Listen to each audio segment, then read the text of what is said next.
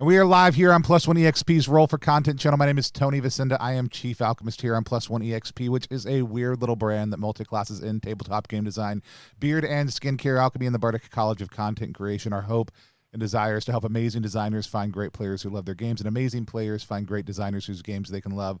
We do that in a lot of different ways, but the most fun way to do it is just to sit down with those designers to play their games. Today we are doing exactly that. We are playing You Meet in a Tavern, You Die in a Dungeon. Who knows what could happen? Who knows what two major beats we might enter into in this procedural dungeon crawling by Matt from over at Ursidice. Matt, why don't you tell people who you are, what you do, and tell us a little bit about what happens when you meet in a tavern and then you die in a dungeon. Yeah, sure. Hi, my name's Matt Vahey. You might know me as a designer who called Ursidice. So I've been creating games for about 4 years now. I started off doing one-page games. You might have seen Supernormal or Scream the Horror. All the systems are about sort of giving space for people to have a chaotic, weird time. And like, I do like sort of leaning towards players choosing to die in their games, which is why I've written this game, which is called You Meet in a Tavern, You Die in a Dungeon, where you will do just that. We'll skip through all the sort of session zero stuff. We'll do all of that together on sort of stream. We'll work out who we have here in like meeting in a tavern. We'll get them together on a quest, and then we will smash cut into a dungeon where they will die. And the game is all about sort of choosing when you die and doing it in a fun or meaningless or embarrassing or whatever kind of way you feel works for you at that point in time in the dungeon. And yeah, you're encouraged to die, and you can come back if you want to. Awesome. Well, let's meet the people who are going to die and possibly come back. Let's start with Kit. Kit, why don't you tell people who you are, what you do, where they can find you online? If I must. I'm Kit. You can find me most places at Kit Roll Cause, roll like role play. Pronouns they them. I'm a ttrpg nut and actor, etc. And I think I might die. I'm a little scared. I'm a little nervous. Well, it probably won't happen. It'll probably be fine. I don't know what I'm worried about. It'll be great. Have fun. Awesome. Let's also meet Lucas. Lucas, tell people who you are, what you do, where they can find you online. Hello, people. I'm Lucas. I'm from Brazil. I'm a game designer that did some very little things. Some not that little, but mostly I do dungeon games, which is, I guess, is really fun for me to be here. I love the dungeon crawl. I love being in this dungeon, and I guess I can say that I love to die in a dungeon. I don't know. So I really dig the game. I really dig the team that is behind the game. I was, watching close how it was going. I love the art. I love the design. I love the writing. I love everything. So I'm really amazed to be here and gladful to be here. Thanks for the opportunity. Always glad to have you. We are going to dive in just 1 second, but we always use a couple different tools here on stream whenever we're playing with new folks, but also always to keep our games on track and keep everybody at the table engaged. Those are lines, veils, the X card, and the open door policy. Lines and veils are kind of things that we treat in different ways. So lines are things that are off limits. They may happen in the world of our game, but they don't happen in the course of our play. Veils are things that are handled within a certain capacity. We might fade to black, move past them quickly, just touch on them lightly. And then the X card is the ability to pause a game at any point in time. It could just be because of confusion. Somebody doesn't there's an issue that's come up that we need to address. We'll identify what it is, and then we'll move forward in a different direction or with greater clarity. The open door policy also means that you may say us, get up, walk away for a second, drink something, eat something, talk to someone off screen. Those are all normal things because we're normal-ish people. If you need to take care of yourself in one of those similar ways, you should do so, and just know that we will also. But with that said, we have a strong line against sexual violence and sexual coercion on the channel, but we like to make sure that we leave that conversation as part of the top of every stream. So does anybody have any lines or veils that they would like to add to that list?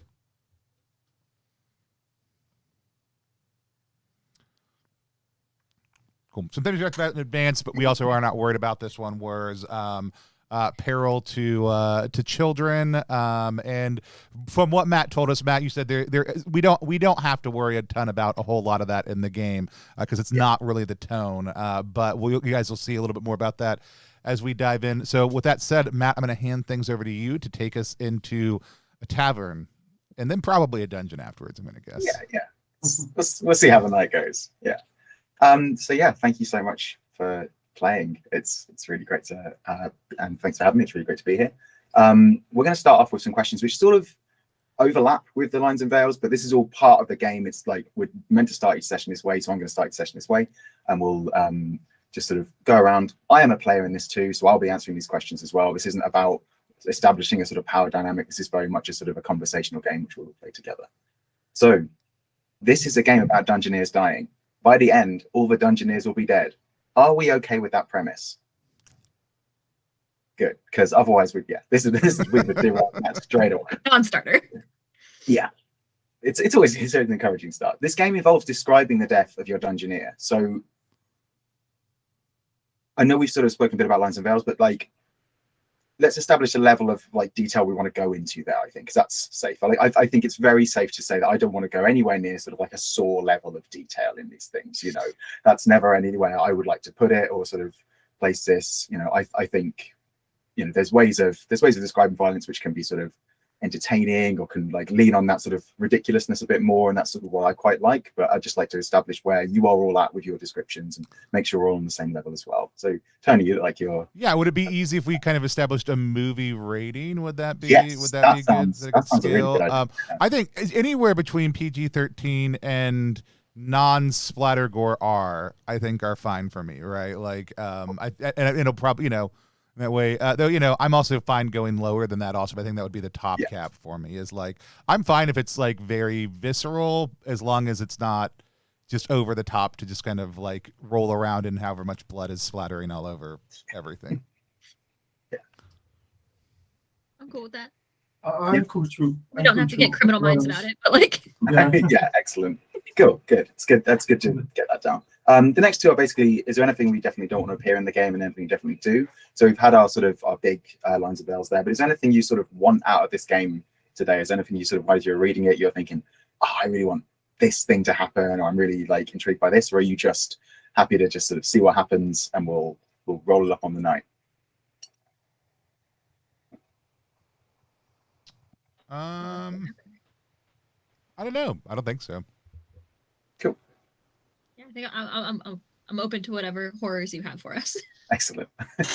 Yeah, it's going good with horror. Great stuff. The one which we've also done before, which is how long do we want to play for today? I can basically make this as long or short as we like.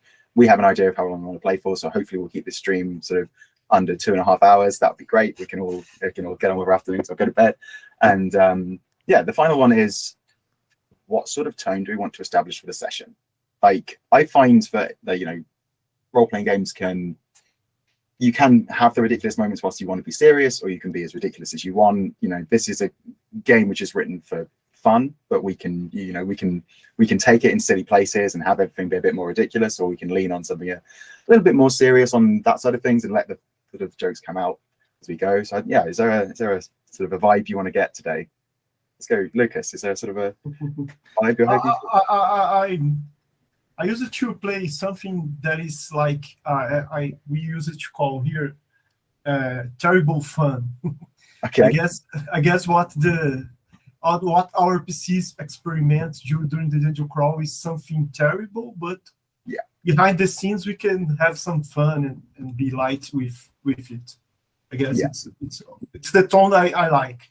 Okay, cool. So a bit more sort of moodier with the characters, but yeah, all the above table is more fun. Okay. How does everyone else feel about that? That sounds great.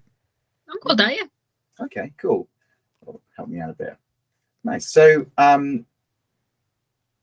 yeah, we'll just we'll jump into our tavern, because you've all created some Dungeoneers before, hopefully.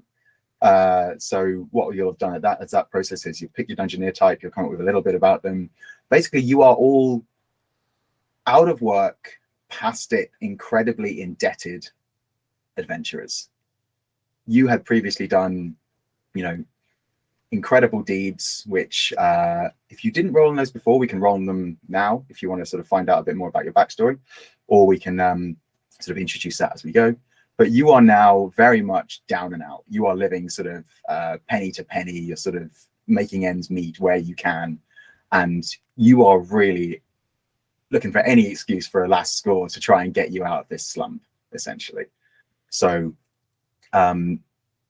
did you get a chance to sort of do your sort of backstory rolls before, or do you want to do those on the stream? I did not do my backstory rolls before. Oh, I did not too. don't worry. I did a little bit. Sorry. That's all right. Well, it's not a surprise at all. Yeah. I like to be prepared. And so, Even in a no prep game. Do you want to lead us in, Kit, with what you've got, and then we can sort of roll with the other two, or do you want to roll the other two first, hear what's going on, and then you can jump in with your sort of pre-prepared at the end? How do you feel about that?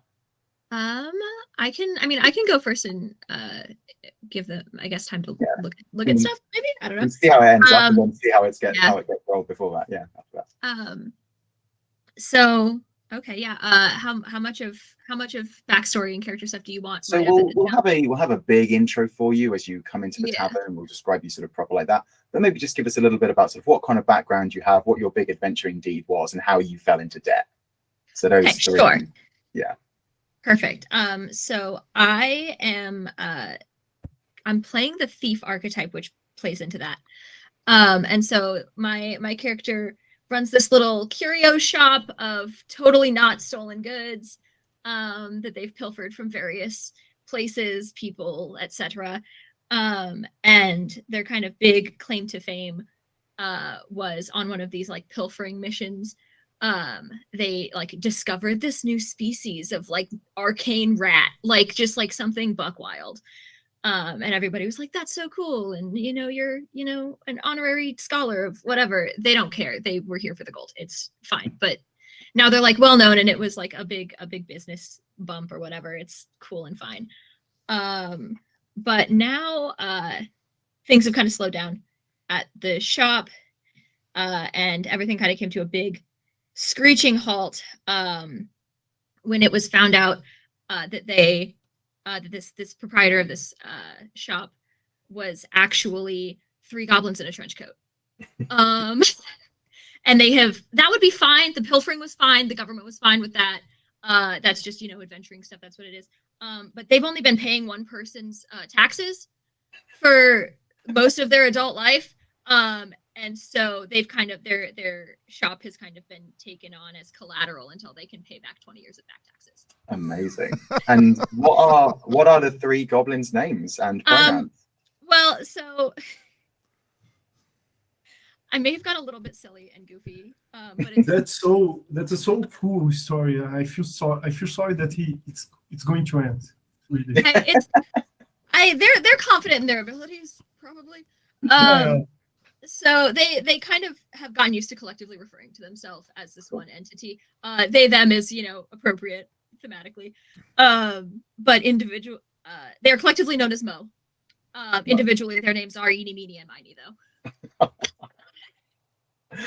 I'm sorry, I saw in the textbook or in the textbook, the handbook, you'd written something along the lines of maybe they're a cat folk, maybe they're an elf, maybe they're 3 goblins in a trench coat, and I said say less. I promise this is as silly as I'm getting. I promise. We'll see.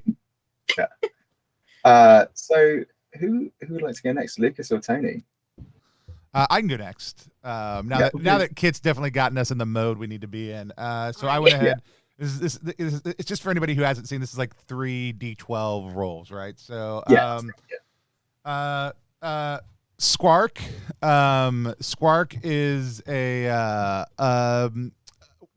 if Squark was not constantly covered in bird feces and feathers sticking out in any different direction, would probably be considered a very attractive person. She and if you're into that, like, definitely is. Squark considers themselves a bird person. They are 100% just a human who has formed close alliances with numerous different types of birds over the years. I've lived a very hermetic life, mostly in the woods, navigating, and defending different endangered species of birds that have been overhunted.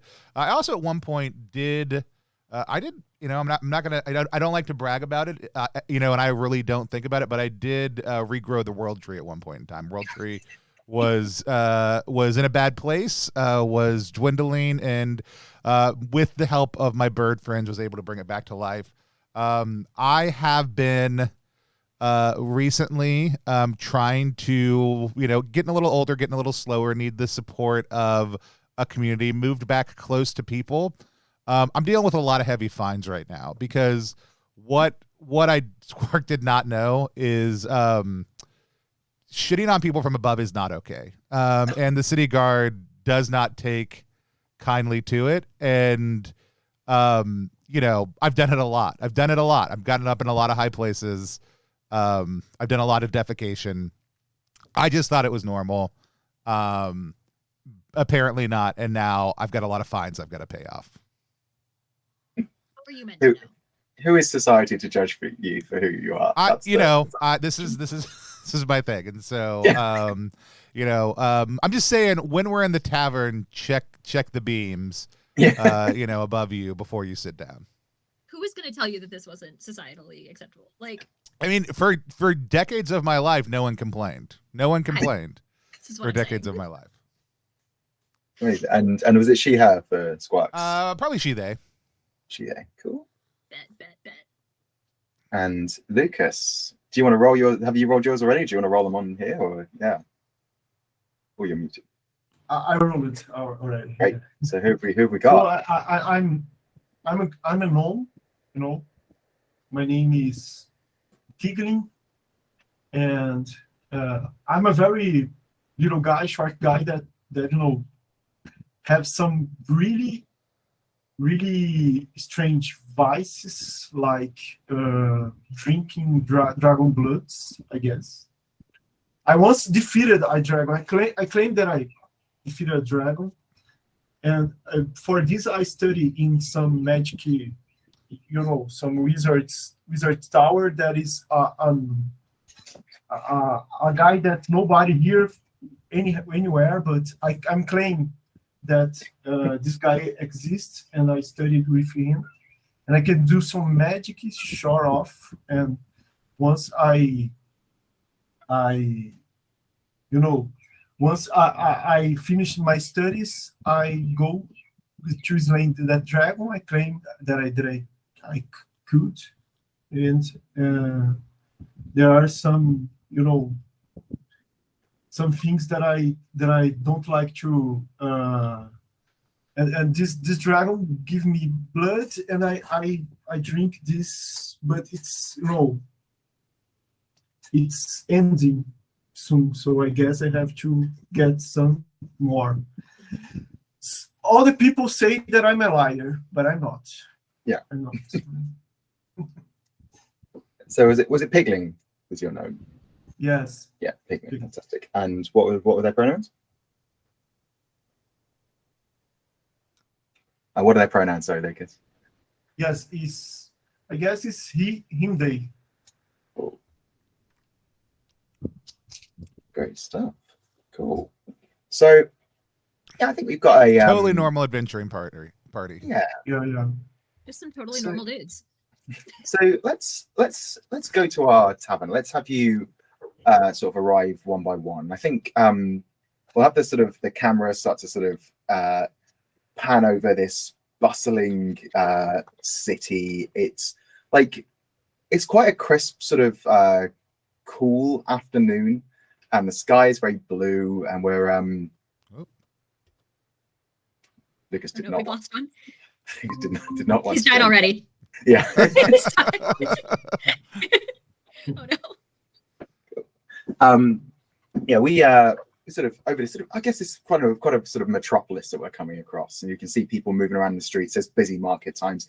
It is very much like the time where if you are in a bar, you're probably the person who's there from when the bar opens sort of vibe. It's that sort of day drinking sort of time of day.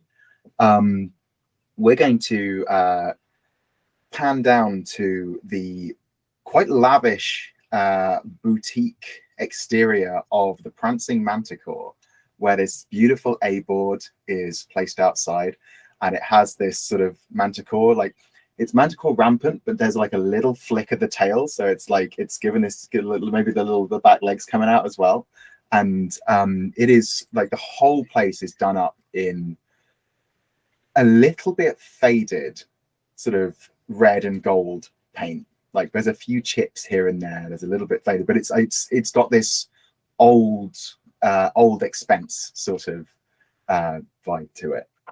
And we sort of pan through the slightly dirty glass window inside, and it's this sort of this sense of all these different personal perfumes that we can smell. There's a sort of spices and tobacco, and we can see sort of these slightly threadbare deep wing-back chairs all around, and there's sort of over-the-top screeches of laughter as people are sort of like trying to really show that they're laughing at people's jokes, if you know what I mean. That sort of ingratiating sort of laughter around this place.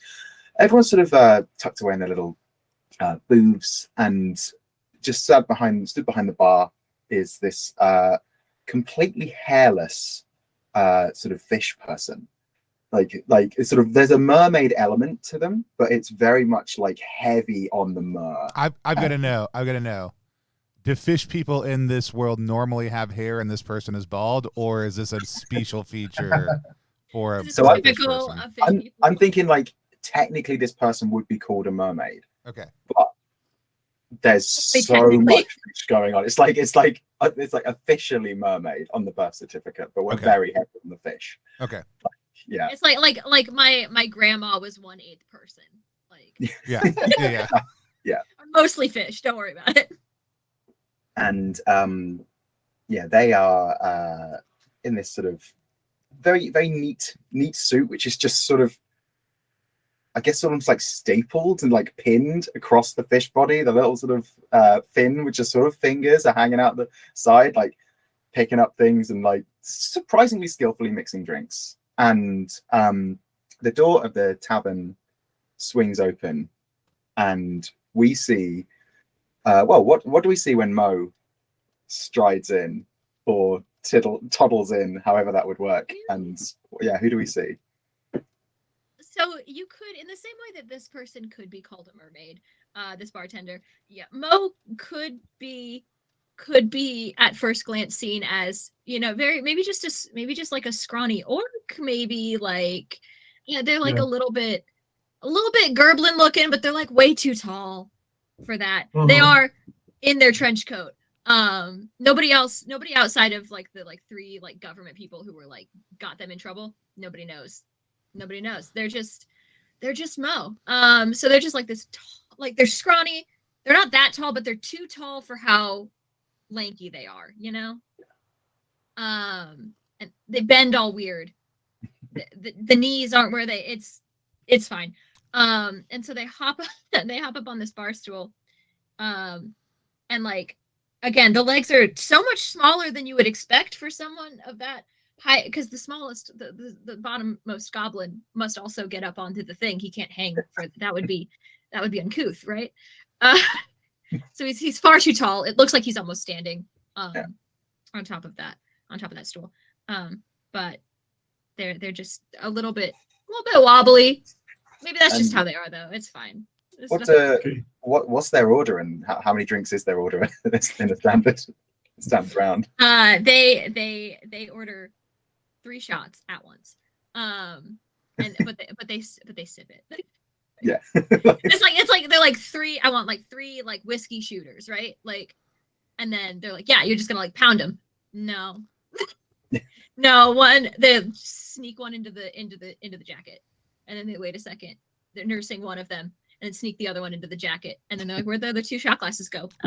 I gave them back to you. I don't know what you're talking about." They're absolutely pocketing the shot glasses when they're done. The collection of shot glasses at the shop is very... Oh, absolutely collection of shot glasses. These really like the ones with the manticore. That's like strange. And like, same. Yeah, they've got the branding on it. They're all the shot glasses have got the branding on. So it's fan merchandise. That's legal.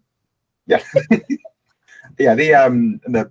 This sort of majority fish person, is like fastidiously wiping the bar after every single drink is placed on it, doing the when they put a little napkin down and then they put the drink on the napkin, like that sort of every single time, and like this, like, but then getting rid of all the sort of dank napkins, and then you're settling in, you're working through your drinks when the door swings open again, and who wants to enter next? Do you want Pigling or do you want Squawk?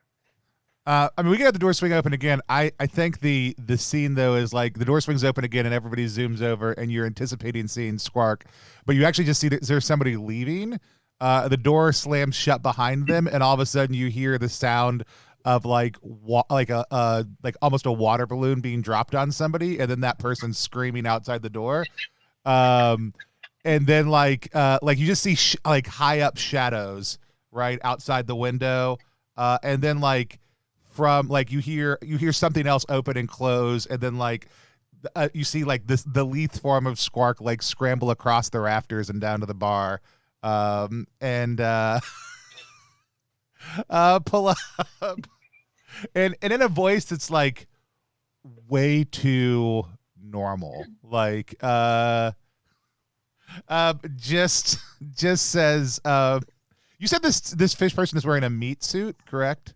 And it's bits of a suit. It's not like a meat suit. It's if you want them to be wearing a meat suit, they absolutely can. I love it, because I was like, I have the perfect name for this person then. Yeah, let's go for it. I just hold up. I cannot abide this. One finger for surf and turf as I order a drink. Amazing. Yeah. Your drink is poured by the now increasingly more horrifying fish person. I'm so angry. And just down the bar from you can see this sort of peculiarly proportioned, wobbly sort of figure. Maybe they don't necessarily take your interest. Maybe there's something you recognize about them. We'll find out in a little bit. And finally, Lucas, how does Pigling come into the bar, and what do they look like, and what do they order? I'm actually make a. Lucas, if you dropped it in the Discord real quick, I can pop it up on the screen for everybody. Okay. I will soon. So Pigling is dropping on the, the tavern, and he's very well known in the city and people, and he's like a very popular guy, and start talking with everyone's high fives, and like some folk hero that he believes he is, but he's not. Is the reaction positive, or is it like, are people like, yeah, or are people like, yeah, the other, yeah. So he's trying to pick someone that looks like very friendly and very wealthy to buy something for him because he's broke, all broke. Oh yeah, you sell at the bar. I think like maybe there's someone who you've who like is getting around in, who you could like sort of almost sneak your order in with, and they might not be seen. Is that the sort of thing? On there, yeah. What is it that you sneak on? What do you sneak on to the order? Some beer and whatever has to eat. He eats a lot. Okay. It's salmon. It's smoked salmon. Weirdly, like yeah. All right, nice. So one beer and eventually sort of a little while later smoked salmon arrives, which the fish person seems to be not bothered about at all.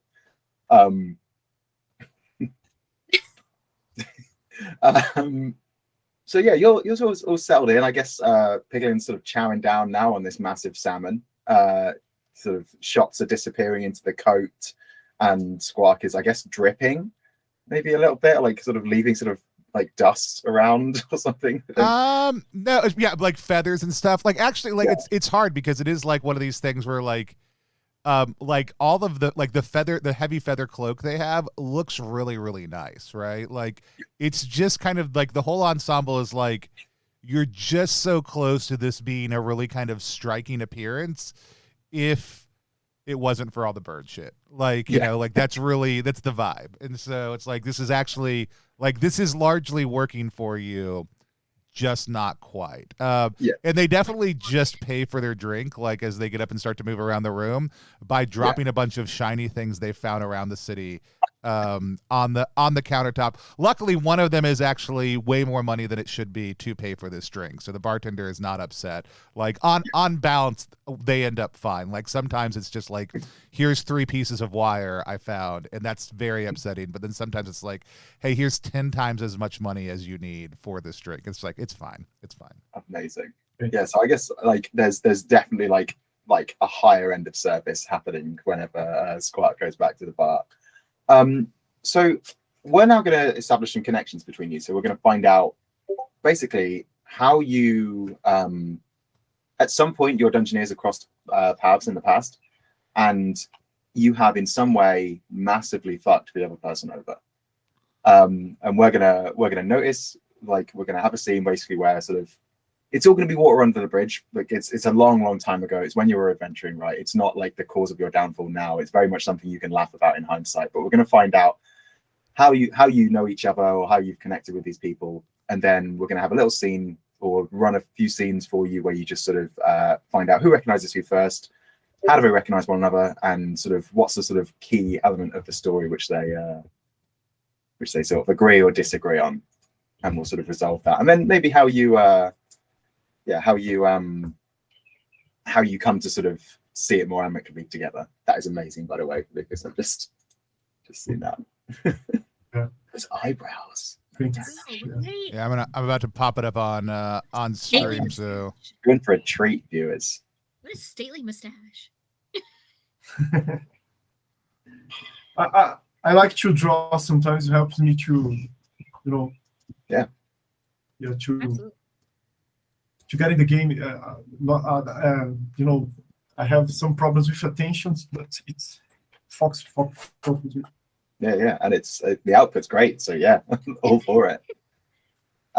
So we're going to establish basically just sort of deal out these connections. We'll have each of you will have a connection with at least one other person, basically. So let's start with Lucas. So you're going to pick one of these people scammed your dungeoneer out of a big prize at some point.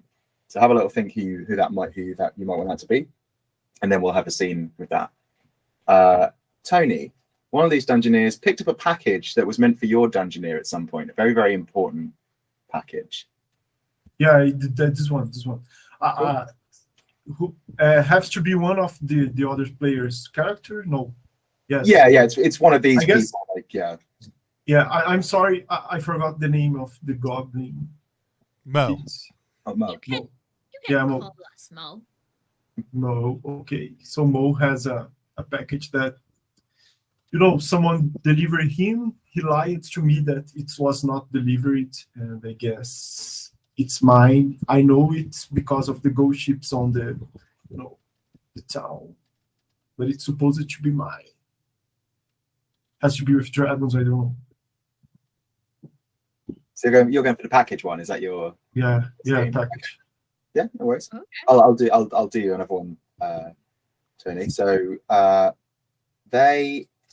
this dungeoneer left your dungeoneer stranded on a desert island, Tony. So you've got to pick someone who left you stranded on a desert island. Cool. I'm down with it. Escalation. And then, this some of these go from very, very just it was okay, don't worry about it, to the king one, which is quite aggressive. So let's find out what happened to Kit, and then we can have those scenes. Okay, so this one won a drinking contest against your dungeoneer. So at some point in the past, Mo got into a drinking contest, all three of them, and you can work out how well that went. But yeah, someone in this group did that. So we've got the package, which is between Pingnan and Mo, I think it was. Was that your scheme? But collectively, we're Mo. Yeah. Then we've got the someone left you on a desert island, Squawk. So have a think about who that might be, and we'll do a scene. And then Kit, someone bested you in a drinking contest. Cool. I think I know how they bested me in a drinking contest. I'm not sure who though. I think maybe they found out that Mo is not just one dude, and they got them disqualified. 3 stomachs. It's not fair. So somebody at this table knows. Yeah, someone one of these two knows that. I mean, I'm happy to take that. I've got a plan. Yeah. Okay. All right. Yeah. Take it. And so then we'll have Penguin left me on a desert island, so we can do a full round robin. Yeah. Makes sense. All right. No? I did. I'm guilty.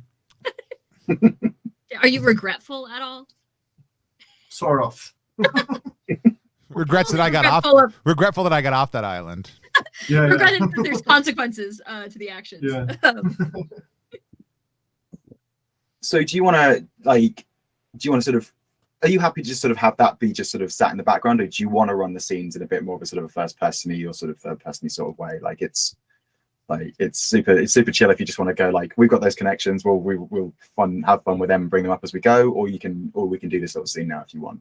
I'm good either way. Does anybody have a strong scene they want to do? Otherwise, I think we can probably just leave them in the background. Okay, let's go to the background. Yeah, I'm fine, especially if we're trying to truck along. Speed them up. Okay, cool. So like, yeah, you sort of have these like moments where you sort of recognize each other and sort of like, yeah, you're having these. Maybe you end up like all of you sort of end up at the bar a bit later, sort of laughing about all these sort of ridiculous things that have happened to you. You know, telling the story of how you eventually like got off that desert island, or sort of working through that way. And sorry, one sec.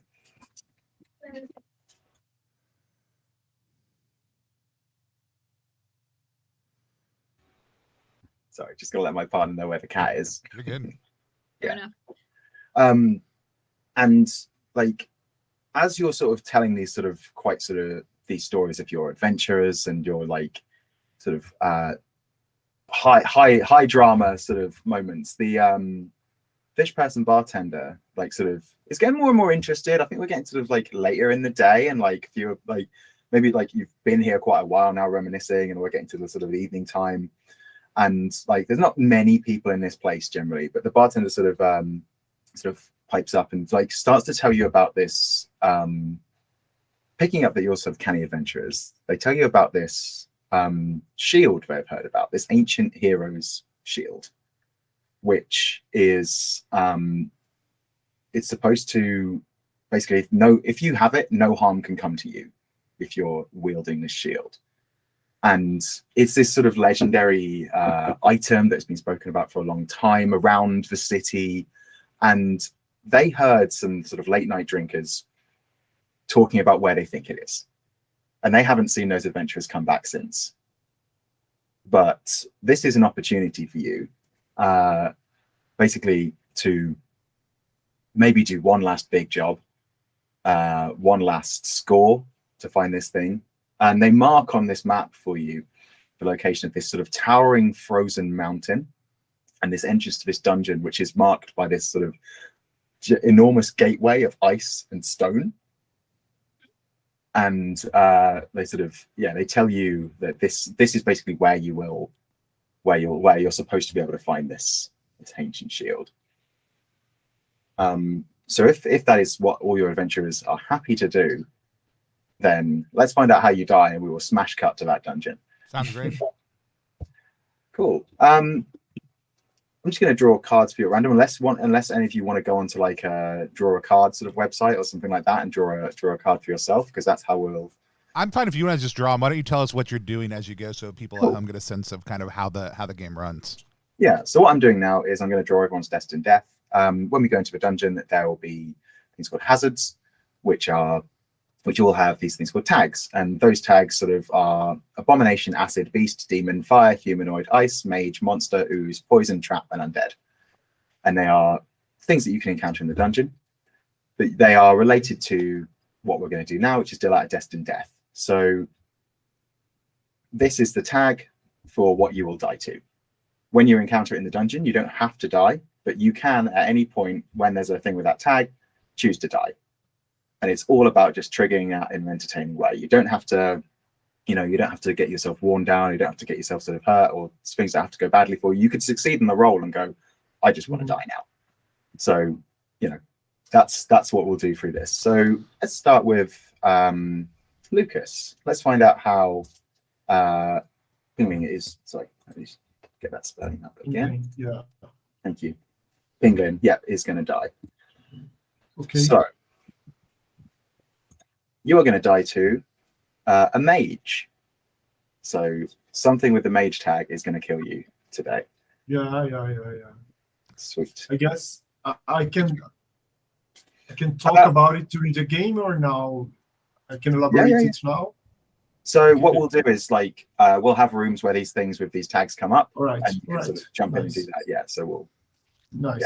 there'll be a bit of generation for it. You don't have to come up with all yourself.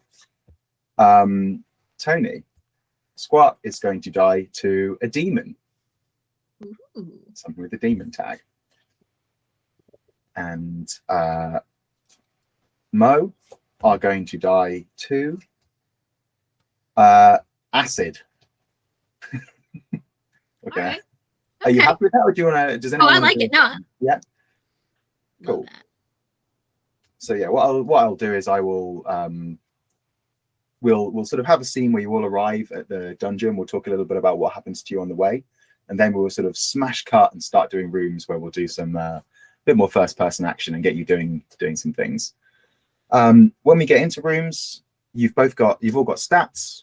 You've got 2 stats, which are skill and luck, which we can roll them now actually, because we haven't rolled those. So we'll roll them in order. We'll start with skill and then we'll do luck. So we're doing 2d6, and we're just gonna start with skill, roll that, and then we'll do luck. Right. I already rolled it. Brilliant. I rolled it 8 for skill and 7 for luck. Fantastic. That's some nice average rolling you've done there. Yeah. I had a different type of average rolling. I rolled 11 for skill and 4 for luck. Amazing. Yeah, you did. I've got some pretty middling rolls also. I got a 6 for skill and an 8 for luck. Cool. So when we're in the dungeon and you try and do anything, you'll tell me what you do, and then we'll see if it works or it doesn't by rolling a d12 and rolling under that score. So if it meets it, it's a failure. If it's over it, it's a failure. If it's under it, it's all good. Cool. All right. Just thinking, is there anything else I need to run through before we get there? You also have a stat called Destiny, which is kind of like hit points, but not really like hit points. So whenever you fail against a hazard, your Destiny will reduce. It's just a sort of a way of a ticking sort of time bomb for you as well. If your Destiny gets to 0, you don't die, but in the next room, I'll put in the thing that you sort of trigger your death to, and you can choose to die at any point in the next room. So it's all about sort of, yeah, loading up chances for you to die, essentially, as we go through this. So how do you feel the journey for all of you goes to this frozen wasteland? How do you feel it? Like, is there anything interesting that happens to you or unfortunate that happens to you? Do you think you're getting on, or do you think it's very much a sort of a strained relationship as you're making your way? Go on. No, go ahead. You already had an idea. Go ahead and do it. It was, pretty smooth, but we did talk to some ice folk, some ice mammals folk, I guess, like. And we talked about the destinations, and they warned us about how, dangerous it was, how the perils will go. And, Pingling is pretty afraid now, and he seems not very confident as he was when he left the tavern. He's feeling a bit nervous as we're heading up. Yeah. Heading up the icy cliffs. Cool. How's Mo feeling? I think Mo is fine. Mo's a little bit too fine. Mo's like, I will not die to ice. I have so many hands. I'm so good at climbing. This is a mountain. No, this is fine. They've seen a lot of weird stuff in caves and old decrepit places they've been adventuring. They're way too confident in their abilities. I'm sort of imagining this almost grotesque, sort of like centipede style running up the cliff as all the little hands stick out. It just looks terrifying. Hands, feet. There's a grappling hook involved. We don't know how. Yeah, it's a lot. They are fine. And how about Squawk?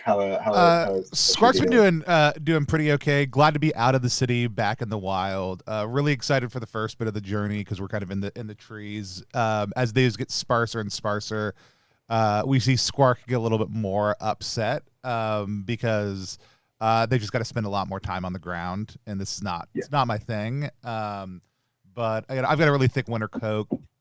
Because I do have bird bones. So if without that I would be freezing, but it's keeping me nice and toasty.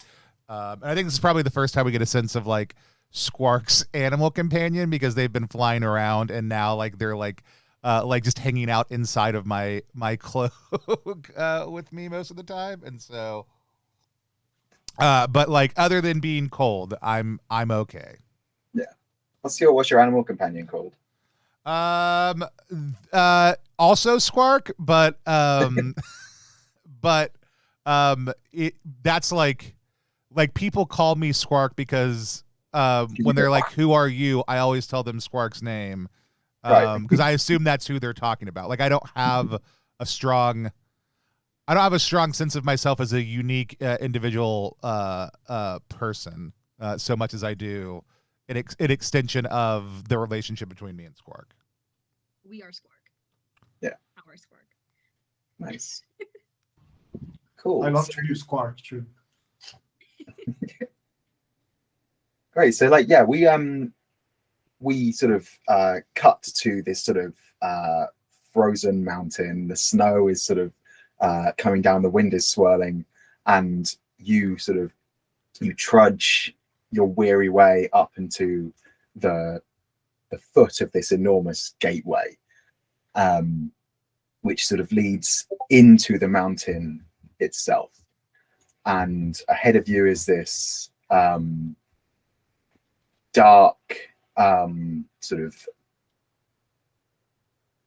almost like light consuming darkness of this cave going forwards. And you begin to trek in. The like torches burning as you go. And now we're going to smash cut to a room. So you have been traveling for about, let's see how long you've been traveling for.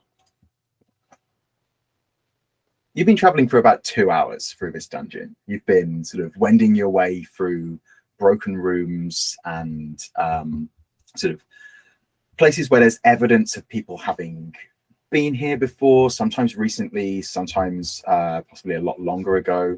There's evidence of past adventurers having come through. You know, the classic skeleton with full armor, sort of holding the rusty sword, the sort of piles of rags and things that show that they're possibly with infestation from goblins and things like that around the place.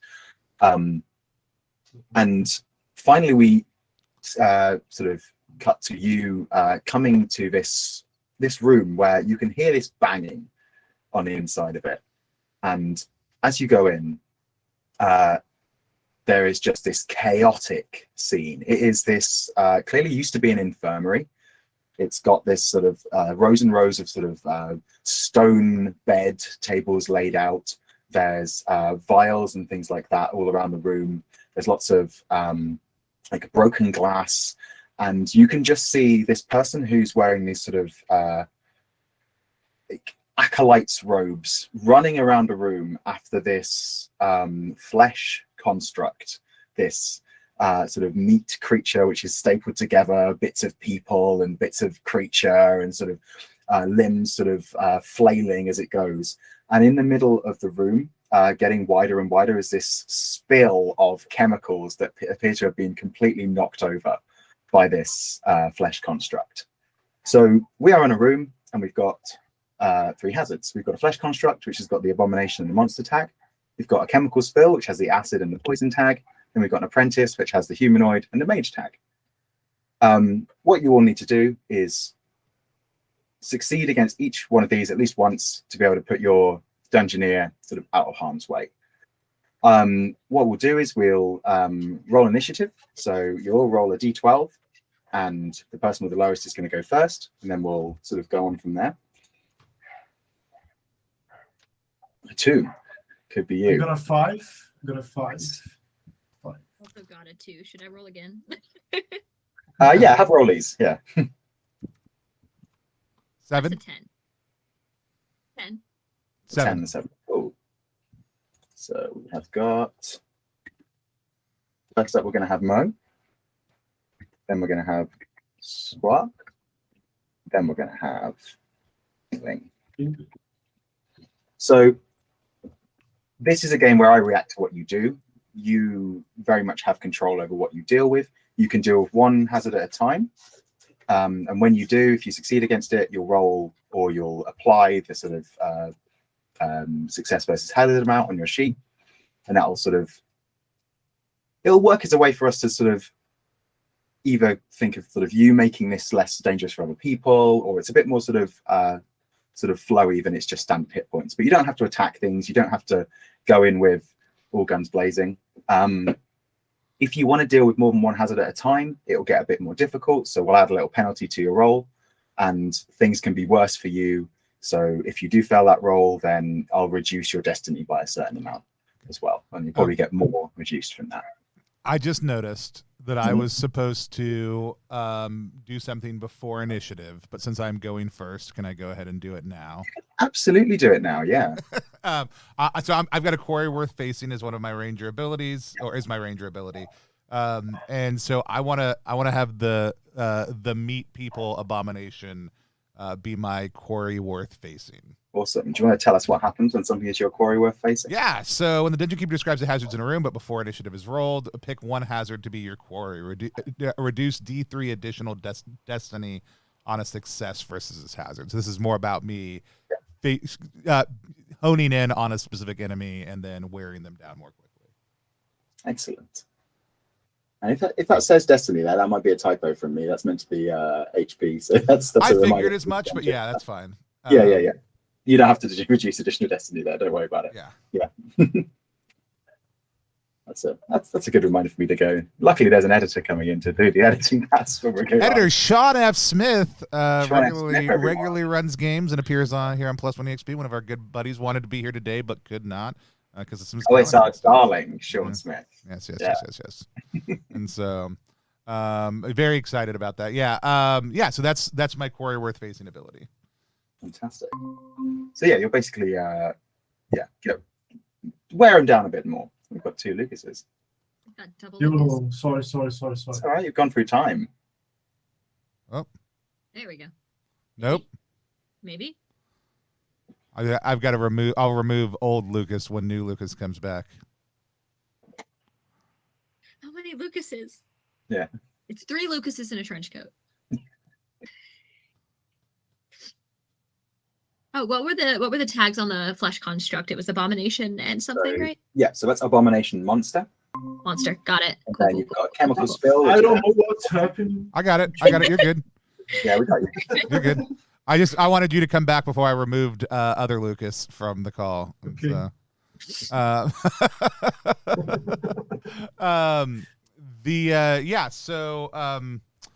And I'm first, so I'm gonna act now. Theoretically, I think Mo was first because you had the little rollies, didn't you? Yeah, but I got 7 and they got 10. Are we not going low? That time? Yeah, because we're going low. Yeah. Sorry, I just misheard there and brain farted. There we go. Yeah. So Squawk. Yeah, this is the chaotic room that you've got to deal with. And what do you want to do? How do you want to go into this? I think we see like Squark immediately jump like high up in the air. Their cloak billows out behind them. And I am going to try to land on top of the abomination and wrap my cloak around its eyes so it can't see what's going on. Amazing. This sounds like skill to me. So please do roll me a skill roll with a D12 and crawling under your skill. My skill of 11. Do I need to roll under it or what happens if I roll at it? If you roll at it, it's a failure. Then I failed. It's a strong first roll. So firstly, we'll reduce your destiny by 1. I think what happens is like you jump at this sort of flesh construct, and you do get on it, but now you are sort of riding it without control around the room. It is like lumbering. It is swinging you around. The apprentice who is there in the acolyte's robe is just like, oh no, this is even worse. Let's jump to Mo then. You've got this. You've now got Squawk riding around on the flesh construct. This chemical spill is sort of getting wider and wider. And the apprentice is sort of like trying to mop it up, but it's just melting the mop. Like they've got no hope here. What are Mo doing? This is not good. That chemical spill can't be dangerous for you. Oh no, it's totally fine. It's fine. I'm good against acid. It's great. Oh, point of order. If I use something from my pack, is it gone? We'll see what the fiction says. Okay. All right. Cool. So this like abomination and this apprentice are like running around doing stuff. And I think they're much more dangerous than a little chemical spill. This is it's a mess. It is fine. So I have ball bearings in my pack, and I'm going to do classic rogue activity. Just roll them like dice and chuck them at the floor and just try to trip primarily the apprentice. I guess he has got Yeah. Do you want to focus on traditional legs. Yeah, traditional legs. Go for that. Cool. So this sounds like, again, like skill. So Sure. do you want to roll a d12 and roll under your skill, please? Do my best, certainly. I did a 2. Excellent. 2, fantastic. So if you're dealing with the apprentice, you can choose to reduce the sort of amount that you would for either humanoid or a mage. So either it's a 6 or a d6 or a d3 on your sheet. I only have humanoid as one of my cool ones, and that's a 6. Cool. Yeah. So actually, you trip the apprentice. Like they go arse over tea kettle, like flying, and they smash, and like they're sort of unconscious now next to this pool of acid. They are completely removed from this. Everyone counts as success against it, so no one has to deal with the apprentice now. Did it? But yeah, there's very much this flesh construct with Squark on it, sort of sprinting around the room still, and this ever expanding spill of sort of acidic, poisonous chemicals. So, Pingling, how do you take to the stage? Okay, so Pingling has a vial of brick fire. Unfortunately, it's what he is going to use on the flash golem. Okay. let's go for it. Yeah, this sounds well. Do you want to do it as skill because you're very good at Greek fire, or do you want to do it as luck because you're hoping you don't hit Squark? I will go with skill. Go for it. I guess. And I got a 1. A 1. Well, yeah. Let me tell you what happens when you roll a natural 1. Here we go. Somewhere in this book. So because it's always nice to roll the good number, you get a choice. You can either just resolve the success as normal and be happy. You can have a critical hit, so you reduce an additional d6 against this thing, or you can have mutually assured destruction. So you reduce that hazard's HP to 0, but you can just choose to die if you want to. So it is entirely up to you what you do now. No, okay. I will go for classical critical hits. Love to see it. Yeah. Yeah. So what I roll? So this has got the monster tag and the abomination tag. So as a magic user, you can choose to deal 6 to it, d6 or d3, and then you're giving an additional, either a 6 or a d6 because it's got the monster tag and the abomination tag. And then you get an additional d6 on top of that. So your best bet is dealing 6 and then rolling a d6 on top. Yeah. All right, 6 plus 1 d6. I got a 1 too, so it's 7. 7. Cool. Yeah. Okay, so so you count a success against it, so you don't need to deal with that anymore if you don't want to. You just got the chemical spill to deal with, and then everyone else still has to deal with the flesh construct and the chemical spill. Yeah, I think your fire sort of like it's looking rough now. Like you're setting bits of it on fire. Like it's getting hot underneath Squark. There's like it's sort of raining fire around the room, which is sort of adding to the spill, I think. But it is very much like slowing its movements and slowing down so that that Pingling can like jump past and like you sort of it's easier to work out where it's going, so you're sort of able to avoid it now. All right. Yeah, good job. Sounds good. Sweet. So top of the round, we're back to Squark.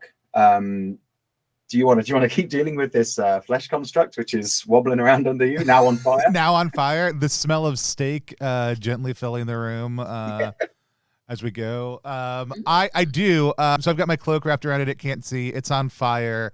It's been, it was bigger than I anticipated. So it's been like, around. I'm gonna try to like yank its head and direct it towards the pool of acid to get it to wander in. Awesome. Yeah, go for it. This sounds like skill to me. Which theoretically should be very hard for me to fail. I got a roll of 5 that time. Okay, Nice. So yeah, what do you reduce against either abomination or monster? Abomination or monster. I believe monster I do 6 on. Let me double check because I've got 2 things up. Monster is a 6. Cool. Yeah, you don't like so you get your success against it. I also get an additional D3. Oh, cool. Yeah, roll that then. So that's 2 more HP down. Perfect. So that is going to completely get rid of it. So I think, yeah, you're piloting it in, and it's sort of like, in Terminator when like Terminator 2 when they walk into the water and go completely under. It's that, but like this is quite a level floor, and they're just walking in and going, just melting down and bubbling out. Awesome. And you're getting very, very close to this chemical spill, so maybe that's some fun fiction for you to do. On the next one. But that's a great turn. Like that one is completely gone. So all of you only have the chemical spill left to deal with in this room, and we're on to Mo. How are they going to deal with it? Well, my entrepreneurial brain is telling me that this acid could be useful. So, is there any sort of You said we're in like a lab type setting, right? Oh yeah, it's got you've got all sorts of beakers around. Yeah, thank you. That's exactly what I want. All right, I'm scooping up. I'll give you beakers. Yeah, beakers, flasks, whatever, glass containers that maybe acid won't eat. I don't know. I'm just like using like 2 beakers together to scoop with one into the other. I'm like doing like little mad scientist things, and it looks weird when they're crouched down. It's like it's just a strange lump under a trench coat. Keep the trench coat out of the acid. And just trying to contain it. And is absolutely if it is contained and not eating through the glass, will pocket a vial or 2 of it. Oh, for sure. So yeah, roll me a D12. This sounds like skill. Sure. All right. Take skill. I love 2 things. One, that you are trying to pick up and put in your pocket the thing that we all know is going to kill you. 2, that Melee Games just resubscribed for 2nd month. Thanks a lot, Melee Games. Thank you. Melee Games. We need PPE. Thank you, Storm. Yeah. So how did that go? How'd that roll go? That roll went pretty well. That was a 3. 3. Awesome. That was a 3 out of 6. So I will take it, and I will take it. Yeah. So reduce whatever you reduce against acid. Or poison. Or whichever's better for you. Poison's a 6, bestie. Let's go. Okay, let's get it down. Yeah. So you get your success against this. So like you now, if you want, you can do a thing where you like put yourself out of harm's way, and you're safe to sort of move on from this room. Pingling and Spark still have to deal with it, but like you first successfully found maybe a bit of trial and error, sort of melting a few as this sort of is spreading. But like, not only are you sort of getting a few to sort of store in your pocket, you're also sort of maybe diverting the flow a little bit, so it's sort of moving away from where you are, and it's sort of pooling in different places, which is making it slightly more complicated for Squark and Pingling. But it's fine. It's fine. It's all good. You'll be okay. Yeah. So Pingling, you've got this chemical spill just sort of spilling around the room. It's the only thing left to deal with because the apprentice has presumably melted by now. Right. And the flesh construct is definitely melted. So, okay, I will try to somehow collect it as well and try to. I don't know if I get a vial or something. Put your own beakers. Yeah. My beakers. You can join the beaker battle if you want. Yeah. All right, yes, let's do it. I will do it. Cool. Yeah. So roll me some skill. Yeah.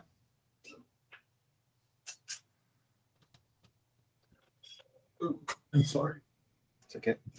I got a 6 from 8. So yes. Yeah, all good. So yeah. So reduce whatever you prefer, but against acid or poison. Acid. Acid. Cool. Yeah. Is that 6 for you? Is it? Yeah. Yeah. Nice. And yeah, I think the efforts of both Pingling and, well, all four of Pingling and Mo, sort of scooping and picking up this acid, like you scoop up enough of it and sort of divert it that Squawk, like it's no longer a threat to you now. You have cleared out this dungeon room successfully. I think what we see is like the scene closes is like we've been watched the bodies slowly dissolving down, and like it gets to shoulders where my feet are, and then like the acid is neutralized by the amount it's consumed at that exact point of time. It's more flesh than acid. The last beaker that they've picked up is like there's bits. It looks more like a chowder. They're like, oh no. Yeah, the ratio is really slipped by the time you're getting your last. Yep. For sure. Brilliant. So yeah, you've successfully navigated a dungeon room. So let's get you some loot. Just jump through my little handbook here. And tell us, because like this is all procedurally generated, right? So you're like kind of roll as we go. Tell us how the loot process works. Yeah. So the whole process of generating rooms is you deal a card, you work out what room that is based on a sort of a list. So the game will come as 3 different zines, which will be the Dungeoneer's Handbook, which you can just hand to your players. They can always look at that throughout the game.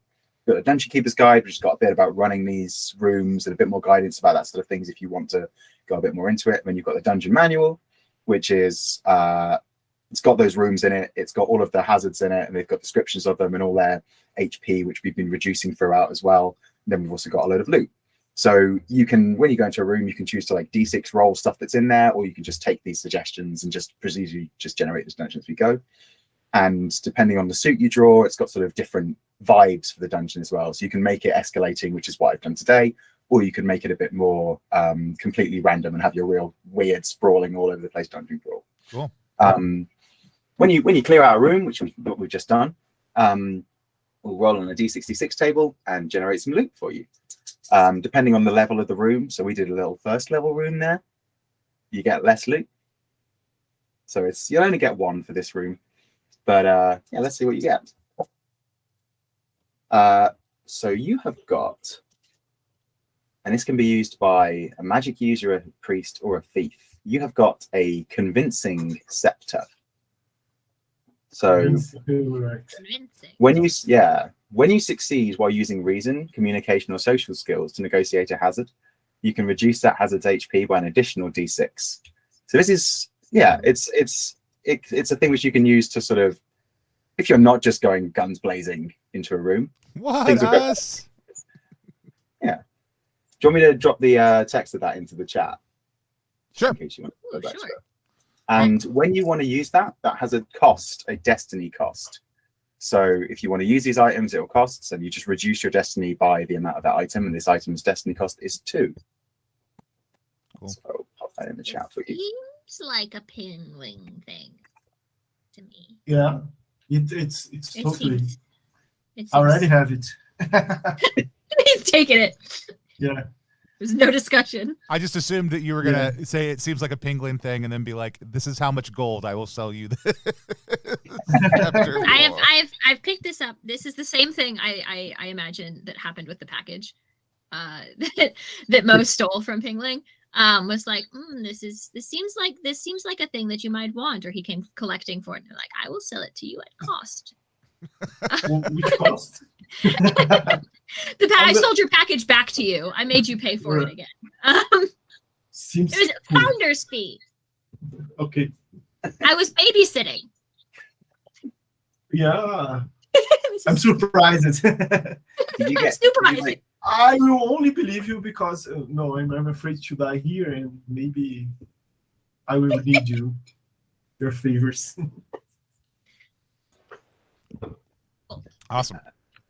Great, yeah. So let's jump through. So we have a choice now. We can either do a between room scene, which is just sort of a little bit of a bit more role play sort of vibe with some like random prompts, or we can jump to another room.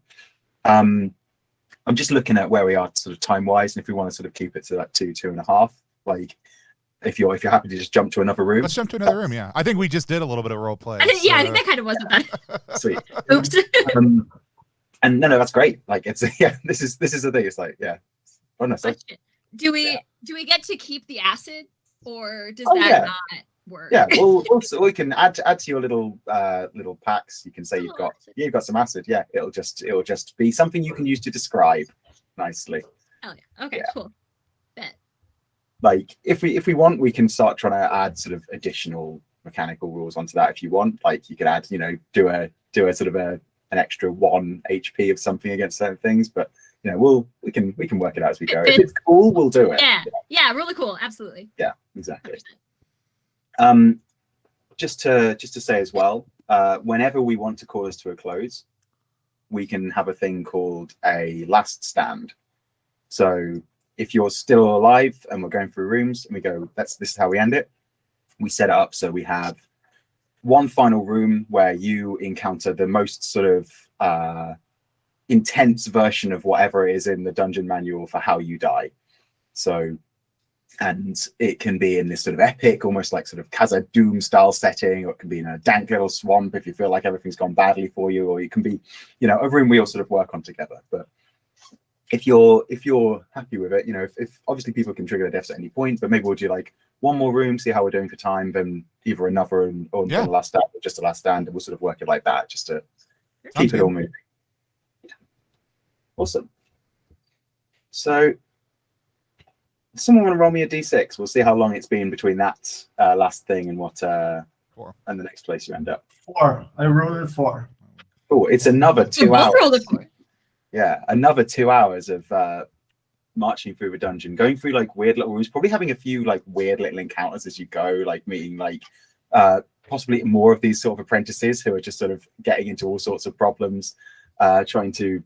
There's like clearly like word has got out that the acid has gone, like some stuff has gone down in that room, and like there's some acid lost on the loose.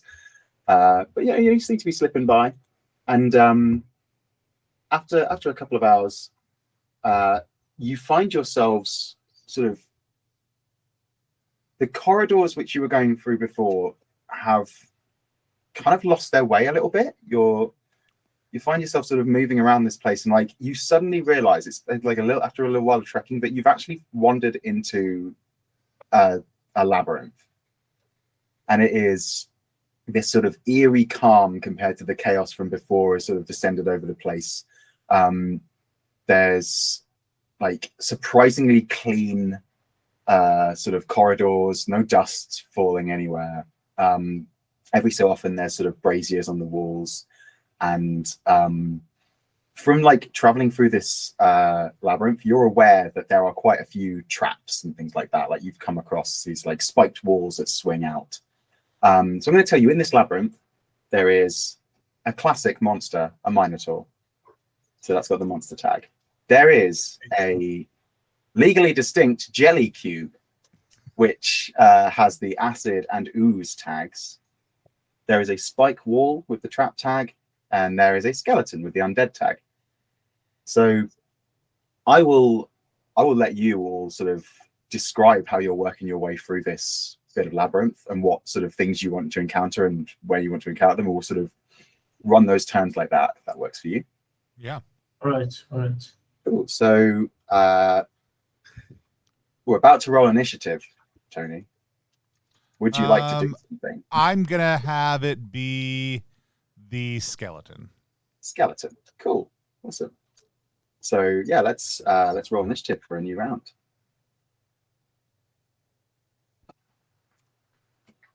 Got an 8. Awesome. It's a 10. 10. Yeah. I got a 4. 4. 4 again. 4. Yeah. So you'll be first up. Then we'll have is it Squark then Mo, yeah? Yeah. Who's gonna be the gelatinous club? Good. You want to go off against the gelatinous cube? Yeah, you want to go up against that? Which I have to say, yeah. It is legally distinct jelly cube. I don't know if it's a science being, but I will claim that we don't worth to be, aggregated to the cube because we are rotten. We are very little beings that we are not very yummy for him to, or they, I don't know, to chew. We don't have any treasures. We don't have any perspective. So he better. Oh, and also he's a Gelatinous cub with lots of things on it and lack of space. So he might save some space for a more worthy things than us. Are you waving your convincing scepter as you say this? So there's this, this like, I guess you're like traveling for a bit and you come across this like cube which is sort of coming down the corridor towards you like that. Yeah. And like you're just like, no, you don't. I don't think you worry me. You're too full. Yeah. So this sounds like skill. This sounds like some skill here. So roll me a skill. Yeah, I failed with a 12. Oh no. So reduce your destiny. Reduce your destiny by 2. Okay.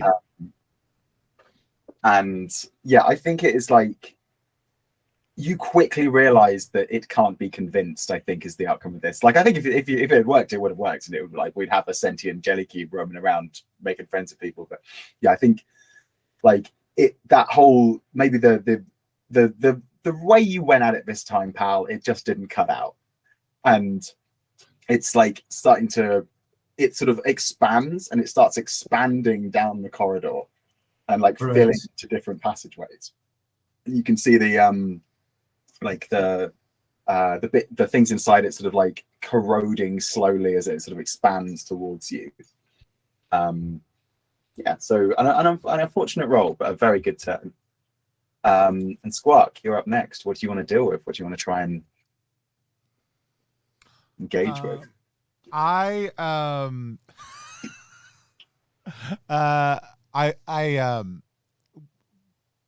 we doing these interstitially as different scenes, engaging one after the other, or are we just? Yeah, I think so. I think we can be with each other. We can sort of jump around. Like I think we're going to be like almost Scooby doing it through the labyrinth, if you know what I mean. Like, cool. Love that. So I actually want to try to deal with 2 things at once because I know that's an option. So I want to. I see this skeleton. I see this spike wall down a little ways behind it, and I'm like, I got this. And so I send Squark to like fly straight at its face. And as it kind of gets distracted for a minute, I come up behind it, Squark, and I just kind of slam into it, trying to knock it into the spike wall behind it. Awesome. Yeah, so you're dealing with the spike wall and the skeleton, yeah? Yeah. Great stuff. So roll me a d12. This sounds like skill, and you're going to take a +2 to this roll because it's a little bit more difficult. Okay. So that is a 10, which is still a success for me. With the +2, yeah? Yeah. Fantastic. Yeah, so to like roll whatever it is you roll against the trap and undead. So I can't remember what that is for you. I think it's everything else. Undead's D6. So undead's D6 plus a D3 actually for me. So that's going to be 5 all day. Okay, cool. For both of those, and then the spike wall is a trap, so it's everything else. So that's going to be 3. Cool. Good roll. So you you knock this skeleton into the spike wall. And as you do that, like it swings and the skeleton is just blown apart, just completely obliterated, like into dust, bits of bone falling over the place. The this like spike wall trap like swings and you successfully get around it. You've got a measure for those now, so if you see them anywhere else in the labyrinth, you'll be able to just duck by them. But there are still spike traps around that are going to cause problems for other people. So you have successfully negotiated both of those, and no one has to deal with a skeleton anymore. So good turn, great stuff. Mo, you're up next. What do you want to find in the labyrinth? Let's see. So the skeleton is out, but everything else is still up, right? Yeah, that's right. Yeah. Bet. Okay. Although your friend Squark sort of negotiating the spike walls has given you a bit of an edge. You reckon like one more good one more good go against the spike wall, and everyone will probably have the measure of them by then. I know a thing or two about a spike wall. I think I've got some experience disarming traps, I think. So I'm gonna give it a go, trying to like find, I don't know if there's some sort of like a mechanism somewhere that like makes this happen, makes the spike wall do things. But I'm going to try to find it and try to disable this. Sounds great. Yeah, it sounds very skillful. So roll me skill. Yeah. Okay. Oh, 4. Okay. All right. We're good. We've done it. Cool. That's a trap. So 6. Awesome. Easy. So yeah, you find the exact, like you find whatever it is that is like sort of almost like a central control that allows these things to reset again. So like the bits that like trigger them, like things like sort of still fly out, but they can't reset. And like all of them, as you sort of ping this, they all fly out the walls. And so now all these spike traps are just sort of stood out. No one else has to deal with spike traps. You've successfully got rid of those. Yeah, great turn. And we're back to Pingling now. And you've got a choice, Pingling, of dealing with, you don't have to deal with a spike wall or a skeleton, but you've got a choice of dealing with continuing with the cube or dealing with a minotaur at some point. I guess since the cube is almost filled, I'm speaking with the Minotaur now to maybe enter the cube and stop with fill the space. Do you want to try and deal with both at once? Go for a bit of a riskier roll? Yeah. Okay, cool, go for it. So you try to just like lead the Minotaur into the cube and make it. Yeah, nice. So take a +2 to this roll, and this sounds like a skill roll to me. Yeah, it's 3 + 2, 5. I got 8 for skill, and I guess I could do it. Amazing, yeah. So that's, you can count success against both of those.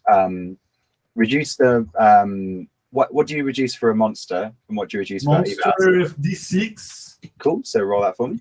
Which was a 6. Nice. Yeah. Tasty.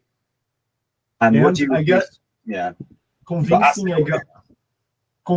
with the stuff. I guess I have an extra 6. Oh yeah, that sounds good. Yeah, because you're sort of beckoning him along. Yeah, nice. Yeah. It's a 1, so it's a 7. Nice. Total 7. And then what do you reduce against either acid or ooze? You can take your pick for the cube. It's for the ST. I'm sorry, I didn't understand. So which is higher for you, acid or ooze for your? Ooze. Okay, it's acid. It's 6. Cool. So we'll take that and we'll knock that down. All right. So you can now do a thing called putting yourself out of harm's way if you want. You can basically say that you've navigated through this room and you can sit and sort of watch stuff happen. You can jump in at any time if you want, but you don't have to try and negotiate any more hazards if you don't want to. You've solved this room, or Pingling has solved this room. We've still got Squawk and Mo who need to get successes against the Minotaur and the Jelly Cube, but you can sit out if you want, or you can jump in at any point in the initiative order and sort of keep doing things to try and reduce those hazards, basically. Cool. Yeah, great turn. So let's go to Squawk then.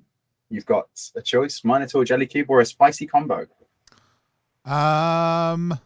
Minotaur's sort of half in this Jelly Cube now, I think. It's like, and it's sort of like pulling the Jelly Cube around the labyrinth. It's like its upper body is out, the cube is there, it's like expanding out, and the Minotaur's sort of pulling it forward, so like it's getting yanked in all directions. It's real awful. Yeah, we'll try for a combo, I think, again. I'm gonna go for that classic Squawk move that the audience loves. Jump on top of its head and blind it with my cloak, to try to get it to move towards the Jelly Cube before I jump off at the last second. Awesome. Classic Squawk. Classic. So, yes. Everybody knows it. It's the move. Everybody else just goes, Squark. Like, so yeah, skill roll with +2. What with +2? It's so that's an 8. So that is a successful. Fantastic. Yeah. So whatever you do against a monster and whatever you do against acid and ooze, and we can count that successful. I do. Versus a monster, I do 6. Awesome. Versus acid and ooze, those are everything else for me. So those are a D3. That is 3 again. Cool. So yeah, you've I don't know if maybe it's sort of like by sort of riding the Minotaur around and it's dragging the cube behind it, like it is sort of somehow led you to an exit where you see where you can see Pingling just sort of casually standing waiting for the rest of you as you sort of like jump off the Minotaur jelly train which is careering around this dungeon now. Love it.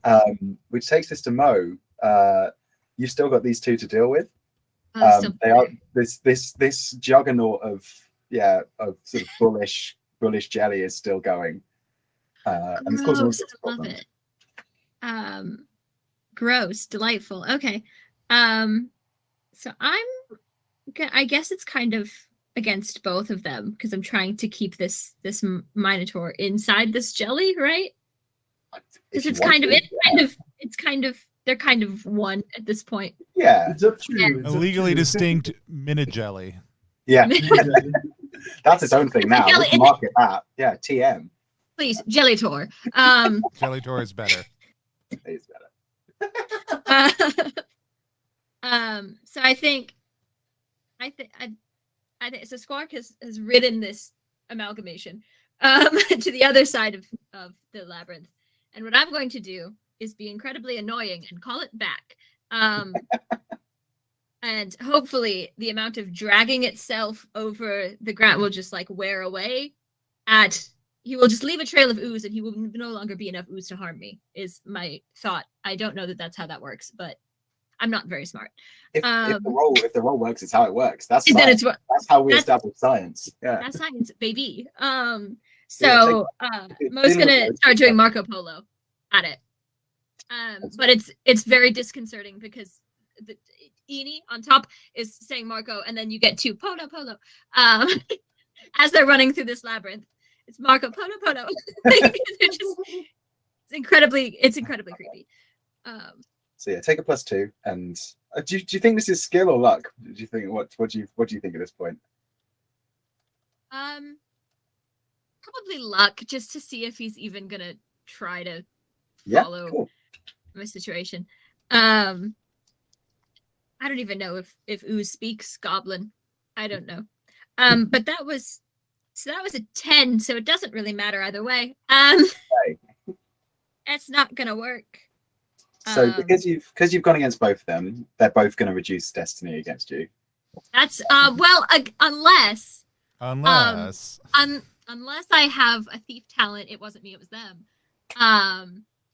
So I've the echoey, the labyrinth is echoey. It's weird. I think it doesn't work because it sounds like it's coming from the exit again. Yeah. So when I fail versus a hazard with so I don't know if this would work against Minotaur, but against humanoid, poison, or traps. So that uses acid. Yeah. Oh, it's acid, not poison. Oh, never mind. Yeah, I'm screwed. Yeah, sorry, not for this one. Yeah. Nah, I thought it was. It's good recall, but yeah, not this time, unfortunately. No, that's messed me up. All right. So you're going to take 5 destiny. Yeah, it's quite brutal. Lordy. All right. No, that's delightful. I love it. Yeah. Like you say, it doesn't like, I think like you're very much stuck on the other side of the of the labyrinth at the minute, and you're gonna have to work your way around. There. So Pingling, you have a choice. You can either jump back in and try and help your friend by sort of trying to do most of these things, or you can just sit out and just watch this horrible Cubator minor jelly tour make its way around the dungeon with Mo having a terrible time. Okay, I guess I will try to help. Yeah, go for it. How does that manifest? What do you do? Yeah, what I'm trying to do is pretty much the same that the goblin did to let the Minotaur out of the jelly cube and to trick it and help people around. Cool. So like, are you using your scepter again, sort of misdirection? Yeah, Yeah. right. And on this way, I guess I will try to move out the cube, the jelly, the Mino cube, the Mino jelly cube, Mino jar cube, I know, and with the strength of the Minotaur, you know, trying to convince him to get off this way, and to get the whole amalgamation out of the thing. Are you trying against both the Minotaur and the jelly, or are you just doing against the Minotaur, or? So I guess it's mostly the Minotaur, like to move around with the jelly cube. This. It's a lucky or skill. If you're using a scepter, I'd say this is skill. All right. Like, yeah, if you're actually like engaging in your magic, right? I got a 3. So 3. Nice. So yeah, whatever you do against the monster. I guess I still controlling the Minotaur, so the Minotaur is very strong and he can move the jelly cube around, I guess. Yeah, do you want to now sort of be directing the Minotaur almost? Yeah. Nice. So yeah, roll whatever you do against the monster, and then the additional d6 for your convincing scepter. So it's a monster. It's a d6. Cool. Oh. It's a 6 again. Yeah. Nice. 6, 5, 11. 11. Wow. Yeah. Yeah, fantastic. Yeah, great turn. The Minotaur's like, it's sort of like the back end of the Minotaur is sort of starting to dissolve a bit, but it is still like actively pulling this cube around. Well, it's like, I guess this is a gelatinous tube now, and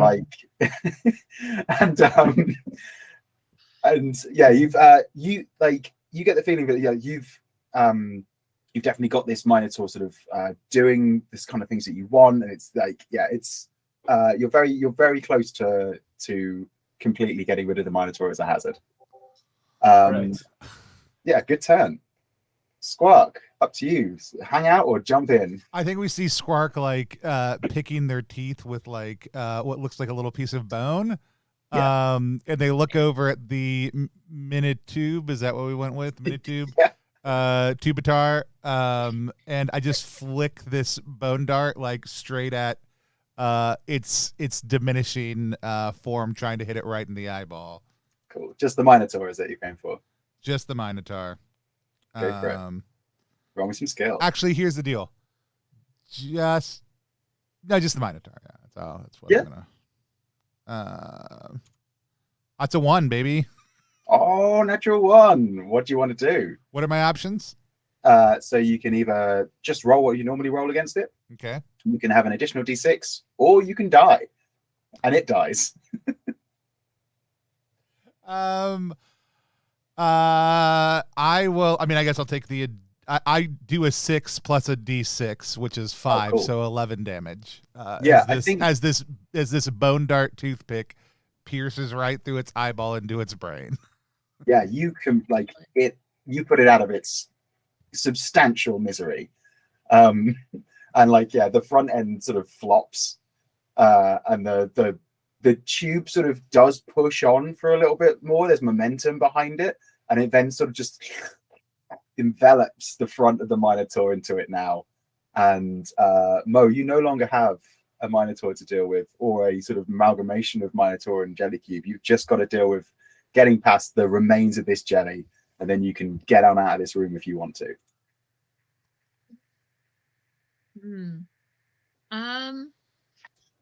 Delightful. All right, so I'm gonna try to do some bad science, I think. I've got all these other acids from the first room that we kind of did in media res, and I will take one of those acids and I will just sort of chuck it Molotov cocktail style, except for it's not on fire, it's just acid. Throw it, and maybe they will neutralize each other. Maybe one of them secretly a base. I don't know. I'm bad at science. but maybe, and then I'm just gonna run. Like I'm just running past it, throwing this at it. Hopefully it will hurt it. I don't know. So this sounds very luck to me. Yeah. Yeah. Mhm. Is that what you're aiming for? It Yeah, sounds go for it. super luck. I don't know anything about science. Roll me some luck. I am 3 goblins. How'd that go? Not good. Didn't go okay? It was a 10 over 8. That was Oh. not good. That's not Oh good. no. So you reduce your destiny by 1, which is good news. Yeah, that's fine. What do you think it is that is stopping you from getting past at this point? I think what I intended to happen and what did happen are polar opposites. This acid is only making the ooze stronger and bigger, and I don't know if there's some sort of like weird combustion that happened, but this ooze is bigger now, and he's blocking the door, and I can't get through. So at this point, if you don't want to sort of all keep sort of running against it, you can choose to flee. At which point we'll just sort of put you out of it. If you want to flee, basically we'll get you to roll luck. On a success, all good, you can get out the room. On a failure, it's basically like you can still leave, count the success against it, but you still reduce your destiny basically. So it's just sort of I want to get out of here now. Yeah. I think may I do that? Yeah. If everyone else is happy to jump on and leave this room, then yeah, we can absolutely do that. Yeah. Part Yeah, of me is supposed to be like, no. No, suffer, actually. Well, you could always go, I want to reduce this hazard down to 0 or all that sort of thing. You know, you've got the option to do it. But there's like loot on the line, right? Yeah. So roll me luck and we'll see how that goes. I will certainly try. That's a 5 over 8. Cool, you are out. Yeah, you're all good. Running. Scrambling up the walls. Get out of there. Climbing and like up and over the. Yeah. So like when there's only one hazard, there's less sort of mechanical sort of fear around that. But basically, if you choose to flee when there's all the hazards still, you can take destiny from each of those hazards. So it's all like, yeah. Cool.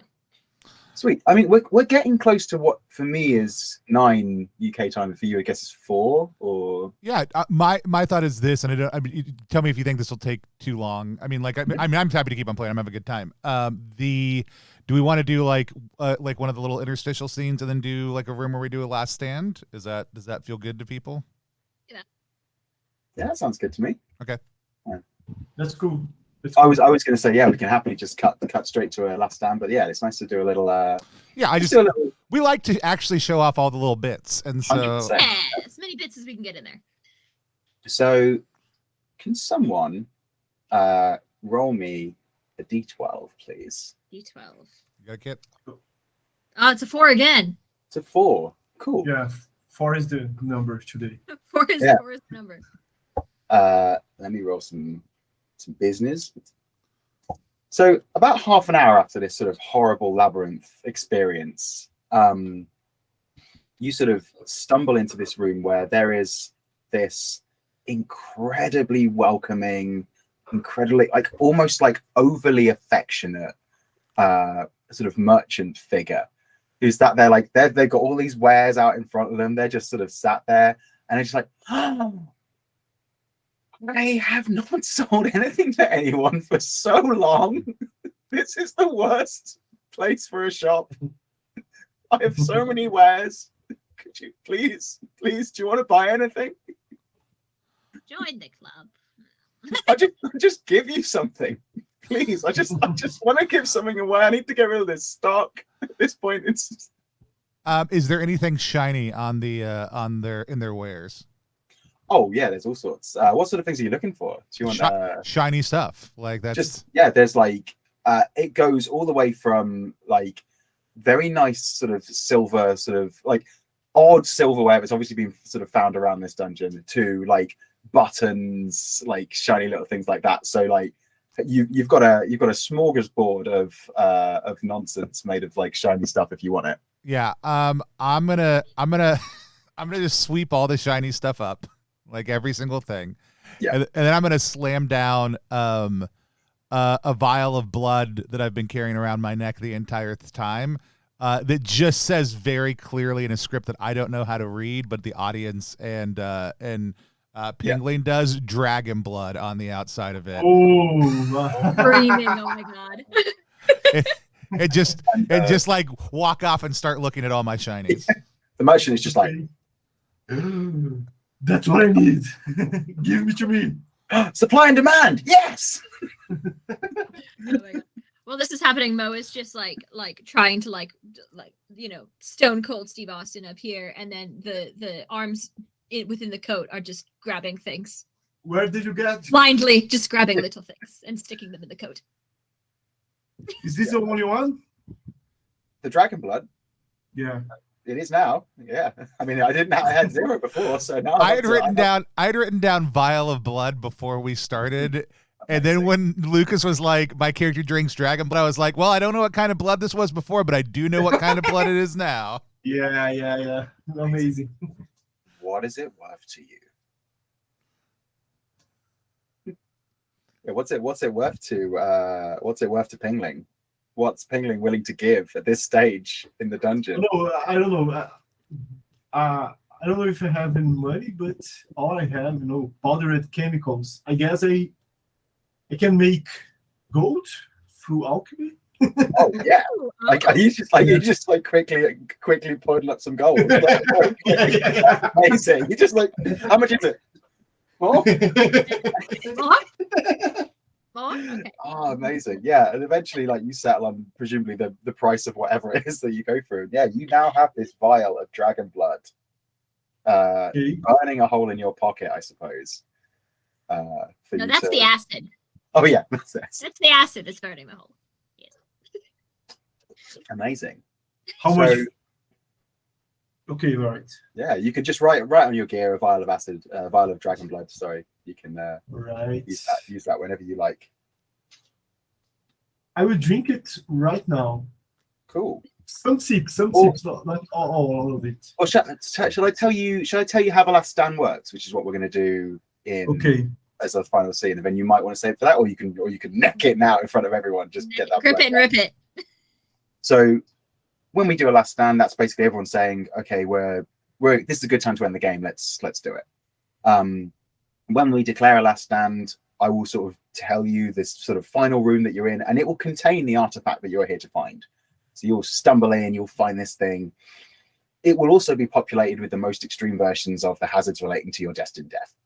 So there will be a whole host of horrible things in this room. And instead of doing rounds and turns and things like that, what I'll do is I will get each of you to describe how your dungeoneer sort of braces for their oncoming death against this particular thing. Whether that's, take a moment to pray to your god or curse an enemy, neck a bit of dragon blood from one last time, that sweet, sweet taste. And then I will get you to describe sort of the carnage that ensues as your dungeoneer meets their end in this room. Right. So we'll start with the one with the lowest destiny, and then we'll sort of do each of you will take a scene where you just sort of describe that ultimate death of yours. So, all right. Yeah. So you're welcome to neck it now if you want to, or you can save it for that last stand scene if you wanted to make it part of that description there. Okay. So the dragon vial is actually with Tony character, yes, and he. Oh no, I traded it. I gave it to the merchant. It's gone. He sold it to the merchant, and you bought it from the merchant with all your gold. Yeah. I understand that. So you got it now. Yeah, you got it. Cool. So,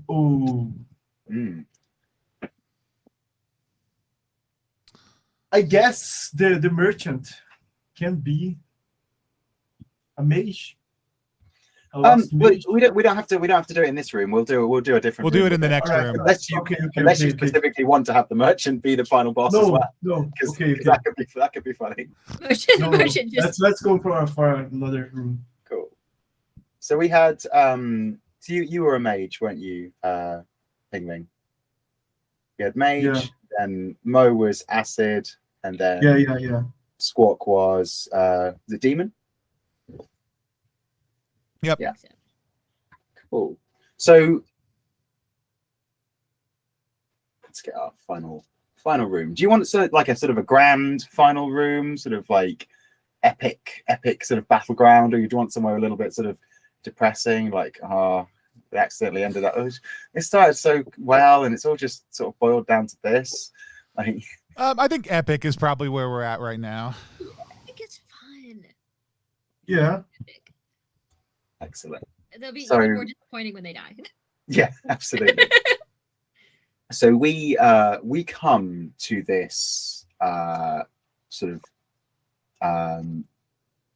it is this underground city that we have broken out onto in our sort of wanderings since the merchant, and the entrance to it is in this enormous cavern, and all around the floor of this cavern are strewn armored corpses, broken siege engines, shattered cyclopean statues, and this like crumbling stone walls sort of front the entrance of this city, and these broken sort of gate front ruins, and shining on the steps of these ruins, held by the sort of the broken body of an armored adventurer, is this shield which glows with unnatural sort of golden light.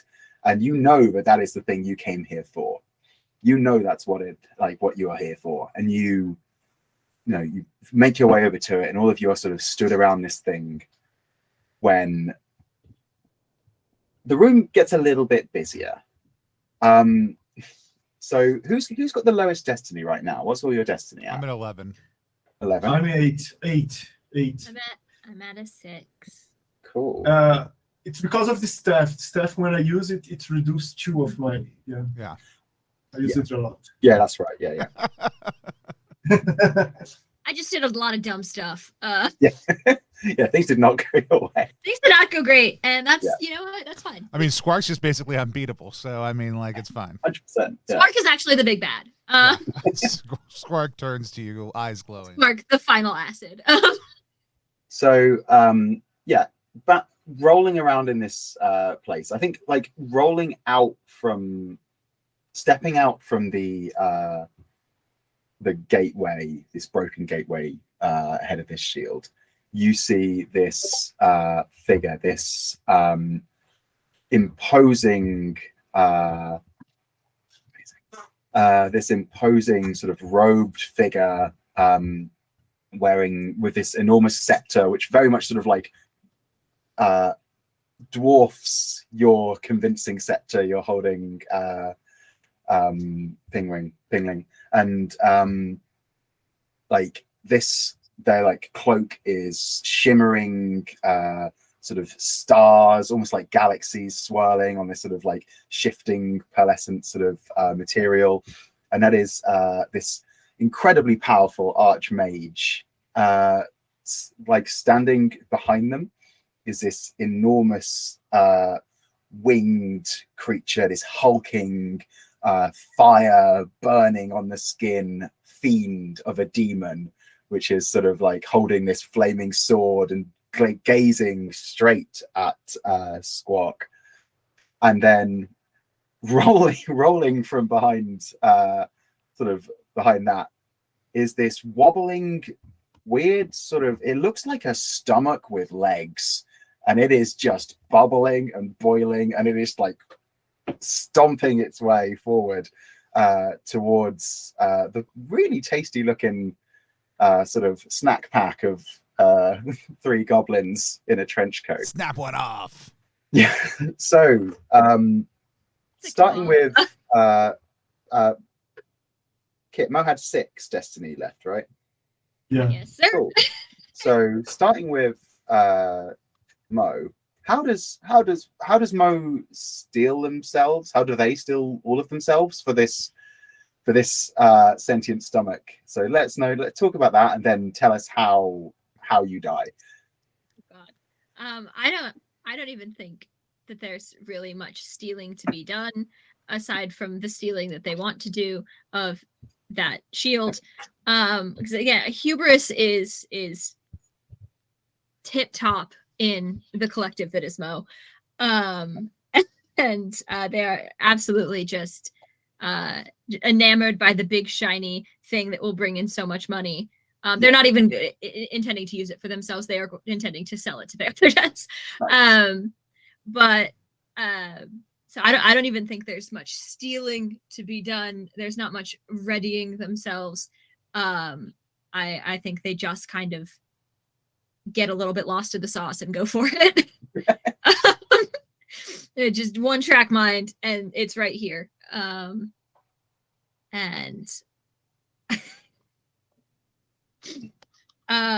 in sticking with the goofy sort of theme of Mo, of trying to be this absolute badass and failing so spectacularly, they have a grappling hook in their pack. They're a bit of a climber, you know, all those hands and stuff. It's a thing that comes sort of easy to them. Collectively, they're like, yes, excellent, we can swing right up into here. You said there's this big decrepit gate. They're like, yes, throw up in there, swing it, grab the thing, swing past him, we'll be good, we'll be home free, it'll be great, it'll be awesome. What they forget is that they are in fact 3 goblins in a trench coat. And so they've never tried this swingy move before. They haven't practiced this. They're like, it'll be easy, it'll be badass, we'll absolutely no problem. So you just kind of see them blowing past the other 2 of their party, just running for it, swinging this thing, wrapping it around this, like, the structurally unsound gate that is crumbling over this very epic scene, and just one by one, plop, plop, plop, just into the stomach. Like, and I think the first one, plop, plop. Yeah. And then the second one, or the third one that is, you know, holding on to the rope and has an actual grip, is like, beans. Okay, all right, recalculating, sure. And then the gate itself just crumbles under their weight, and they all 3 just go plop, plop, plop into the stomach, and the stomach's like, bet, awesome dinner. Yeah, bubbling away. It's they dissolve so fast. You can't even see. So what's some stolen items fly out of your pockets as you're falling. So what have you stolen from Pingling and Squawk along the way that we see on the floor? I have been plucking feathers from Squawk's cloak since the day we met. I think they're cool. I think I can peg I could peg them as exotic or something. Maybe it's an endangered species. I don't know.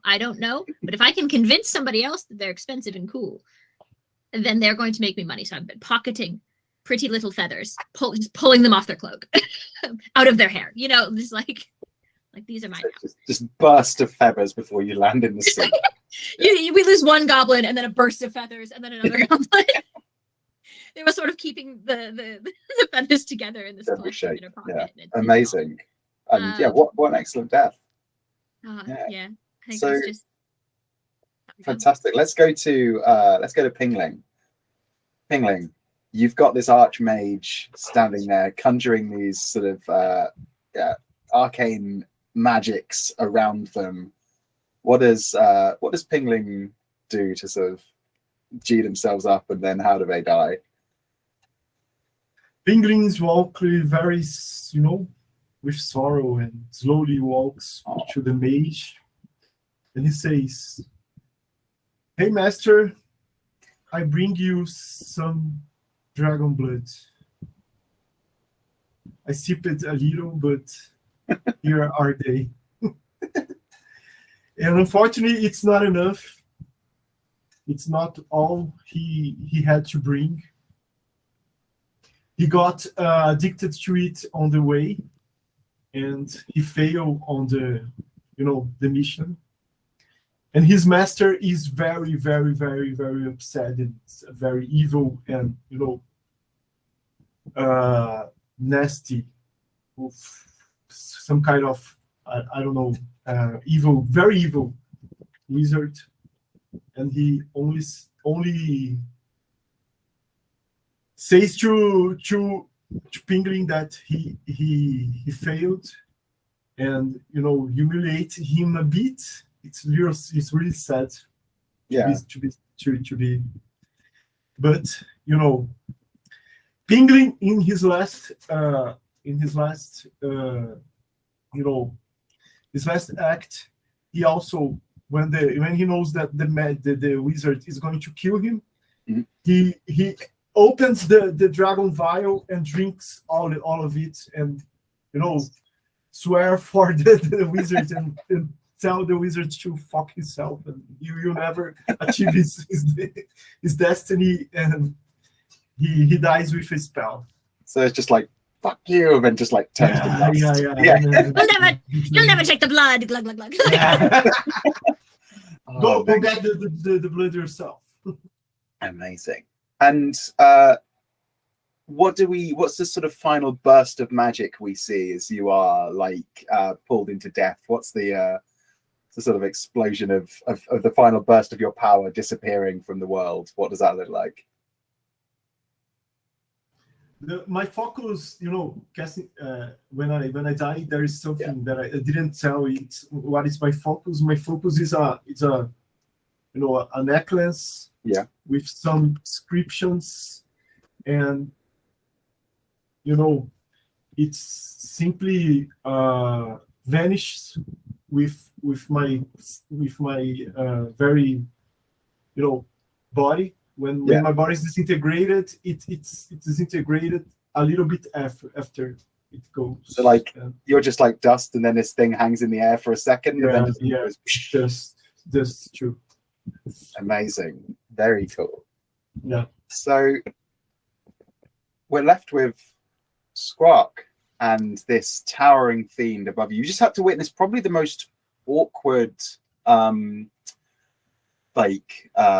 staff review possible, and all your three goblin friends melting into acid. So what is the final moment? Yeah, so like to steal themselves, like we know what the audience wants, right? Like in the movies, and they get it. Like they get, like there's always been the mild like theme music that plays behind Squawk as they get ready to jump in the air on top of something's head and blind it, and then stab it or drive it or do whatever Squawk's going to do at that point in time. It's a little different every single time. And we hear like the most over the top version of that as we get like the kind of power up scene where it's like Squawk's cloak like bristles out, like Leith arms shoot out, their spear twirls around and catches in the light, and there's this heavy crescendo of what fans call the Squawk rock going on as this kind of prep scene goes. And everybody knows what's about to happen. Squawk's about to take the day. I jump up in the air. Other Squawk, beside me. Speed kind of slows down as we see like the flexing muscular smeared with feces. As I'm coming right at and totally on target for this demon to wrap around its head. When all of a sudden laser beams just shoot out of its eyes and absolutely destroy me and rip me from existence.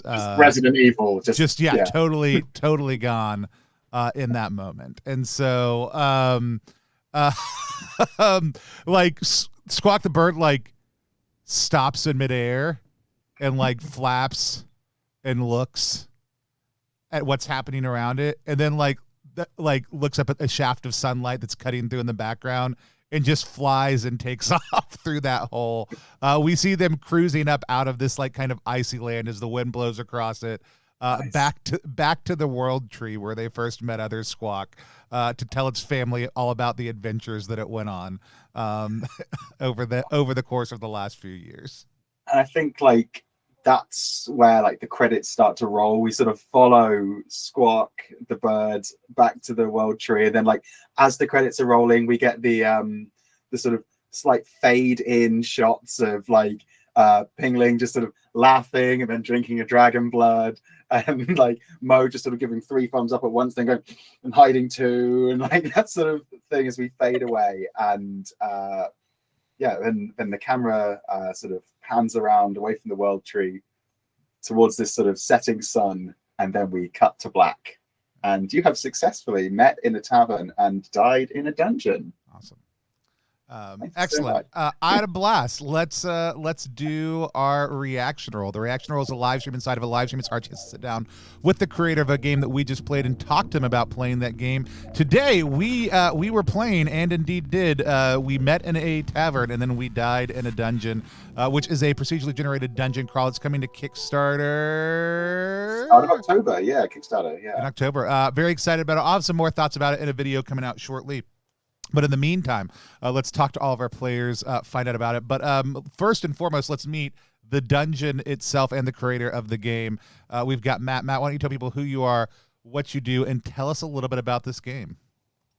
Hello, yeah. So my name's Matt. I make games as Ursidice, and this game is a procedurally generated dungeon crawler, which is designed to sort of jump you through session 0, where you sort of build your characters together and establish connections, and then just sort of jump through smash cutting between like action scenes in a dungeon, giving players opportunities to gain loot and sort of push their adventurer who wants to live forward through the dungeon, and then trigger their death whenever they feel that's sort of appropriate for their dungeoneer. And it's the sort of the role of the dungeon keeper to give them opportunities for that by putting appropriate hazards in, and then it's all a sort of a collaborative effort to sort of just make a load of nonsense happen and then get a load of dead dungeoneers by the end of it. Awesome.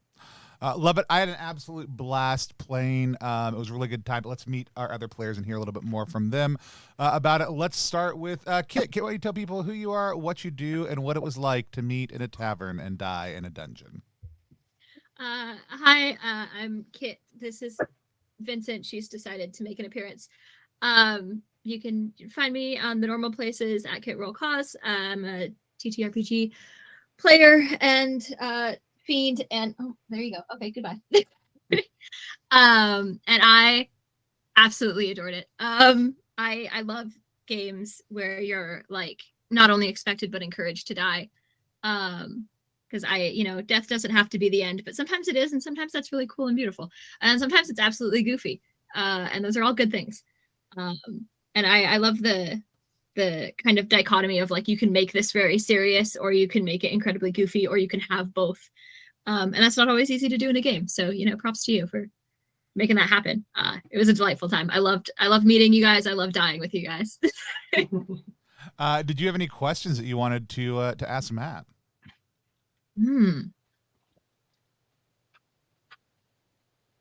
I guess I don't what inspired the sort of like focus on like this is like a one shot you are going to die. Like was that like a niche you were looking to fill, or was that just something that you like decided was a fun thing that you wanted to work with? Yeah, I mean it's kind of been a theme in quite a lot of my games anyway. I spent a lot of time designing one-page games. I did that sort of one a month for 3 years, so there's like a whole horrible sway with them. But they all I like one shots. I love the fact that you can sit down and just get something done in an evening. It's hard to get people to get for a game. So if you can get a game which you can play in one night, if someone turns up late, they can jump into, and if someone like decides partway through that actually they just want to go and have a beer and watch everyone else play, or go and eat the pizza or whatever, they can just duck out, kill themselves, and go. That's what I was aiming for with this, and I was like, I got the phrase "you meet in a tavern, you die in a dungeon" in my head, which is usually how I start writing games. Is get a title and go from there, and sort of build backwards like that. So that's the vibe for it. I love it. I love that aspect of like, no, like, oh, I have to dip early. That's okay. That's built into the game. Like that's such a cool like way to circumvent the death of most campaigns, which is scheduling. Yeah, 100%. I love it. Awesome. If you think of any more questions, or folks in the chat, if you have any questions, feel free to drop them in as we keep on talking. But let's hear from Lucas. Lucas, tell people who you are, what you do, and what it was like to meet in a tavern and die in a dungeon. Hello again. I'm not Pingling. I'm Lucas Rowling, and I do a lot of stuff. So you can check me on itch. My itch is Lucas Rowling. I did some more or less known projects like Pact and Blades and Mini BX, which you can check it out on some platform on each, and some physical shops like Exalted Funeral and So Muppet Publishing. Go check them out and buy if you like them. Please, you have a lot. Buy them. And I had a blast playing Give me a Tavern and Dine in the Dungeon. No, it's really great that, as Kit said, when you know that you're gonna die, you start planning how it's going to be when you die, and you're not surprised by an instant death or something, and you get meaning to that, and it really means a lot of something, and it's not empathy like some deaths I got in Danger Pro games and other games, and it happens often. I don't know, in SR games and it's in Deadly games it happens often, and there are so meaningless deaths that it's a little bit annoying sometimes. And I guess when you start playing and visualize that you're going to die, and this death means something, and it's a blast, and it's really great. I love the mechanics. I love how the writing and how clear it is. The damage on things, and it's means for the classes. I don't know if we're gonna call it right there, or playbooks. I don't know. Dungeon types is the term we're Yeah, using. Dungeoneers. I love Danger. I don't know if it's a reference. I love Steve Jackson game that is called Dungeoneer, and it's really good, and it has skill and luck. So I guess it is a reference for. Oh yeah, it's got this. Like, I really want to go into that sort of fighting fantasy. Yeah. With that, especially with that whole, like, a lot of the, like, when in the text itself, a lot of the descriptions of rooms and descriptions of creatures, I've gone for this sort of, I've been flicking through fighting fantasy books going like, how do they describe a room in this? What's a good like bullet point thing for each thing, just to get you in that. Yeah. And try to follow that fighting fantasy vibe with the layout as well. If you go on you can see Jean's work. The layout looks amazing. Yeah. Hodag. Yeah, I don't know if it's Hodag RPG that it's drawing. I don't know. So yeah, Hodag is doing the art for it, and Hodag's work is just incredible. Like, I love visuals on the stream at the moment, but it's beautiful, super stark, black and white, sort of like sketchy line stuff that is just spot on for that fighting fantasy. I love the art. Gets the vibes very well, and it's. I guess it's gonna be a solo playing module, or I don't know if it's going to have. But since it's procedural generated, I guess a solo playing thing is really cool. Yeah, maybe there's nothing playing on your own. Yeah. Maybe if it has an open license, people can create something for like solo for it. Yeah. So it's really. Yeah, I really want to make this something that people can like write on and hack. And like, I've got a plan for a jam at some point, which is just called You Meet in A, You Die in A, and you can sort of take that sort of structure in the game. And a lot of the way I'm writing the text is designed, especially in the Dungeoneers handbook, which I've sort of the Dungeon Keeper's Guide, which I didn't share with you before. That's a lot more focused around this sort of almost SRD style of writing, whilst also giving people tips if they're like new to gaming and unsure what to do. So, yeah, I would love to make stuff for it and write something. When I was reading through it, my mind immediately was like, "Hey, what would I want to just inject into this? What would I want to, what else could you do with it?" And I love writing that does that. Like, I was actually Jay Dragon just moved to Philly, but was over last night for dinner. And we were talking about some of the modern movements in game design that we see that we really love. But part of it is just like, it's great to see people who are writing with other people writing in mind, right? Design that is really very explicitly not just saying do that, because the line, like whenever we do like prestige class interviews on the channel, we start with like, where did you start playing and how did that shift into you designing? And it's almost always like, I was playing and then I was GMing and then I was already writing my own stuff. So why wouldn't I? And that's so much a core part of the hobby of RPGs, is that there is this commingling of design that happens in RPGs with at the table, right? Like, that's the place where actually most of the design happens. We're just giving the toolkits over. And so games that are actually conscious of that as they're writing, and procedurally generated stuff is so easy to do that for, but it still takes the lens of how you do it. I loved it. Character creation was swift and easy. Like we all came in like about 30 minutes beforehand, not even on stream, but just like, hey, I'm going to do this, I'm going to do that, you know, kind of pulled it all together. A few choices, a few roles that really did like help shape the characters in some very strong ways. So I had an absolute blast playing. I'll be doing a short video on this, so y'all will see more of that on the channel. I got to know, this is my question though, I got to ask, right? So you picked some classic archetypes to already inject in your game, right? So you've got the priest, you've got the thief, you've got the fighter, you got the magic user, but you included, to my delight, and I played, you included the ranger, which I got to ask, you know, lots of people, ranger is further down the list on the archetypes they want to throw in. So why did the ranger make the top 5 cut? That's what I got to know. So I wanted to have that, you know, you get your classic fighter using, fighter magic user priest, you know, thief that you sort of picked up on. The reason I went for ranger was because I was like, I wanted to have something which felt like, you know, OD&D, trad game, OSR sort of vibes that didn't just sort of go, it lends itself more to like lots of different styles of play, right? You can, because the moment you put in something like bard, people tend to lean into that in a very particular way. Whereas with something like ranger, it feels to me a little bit more open to, you can take that where you want. You can go into that sort of wild sort of druid stuff. You can go into sort of Aragorn, you know, straight down there if you want to.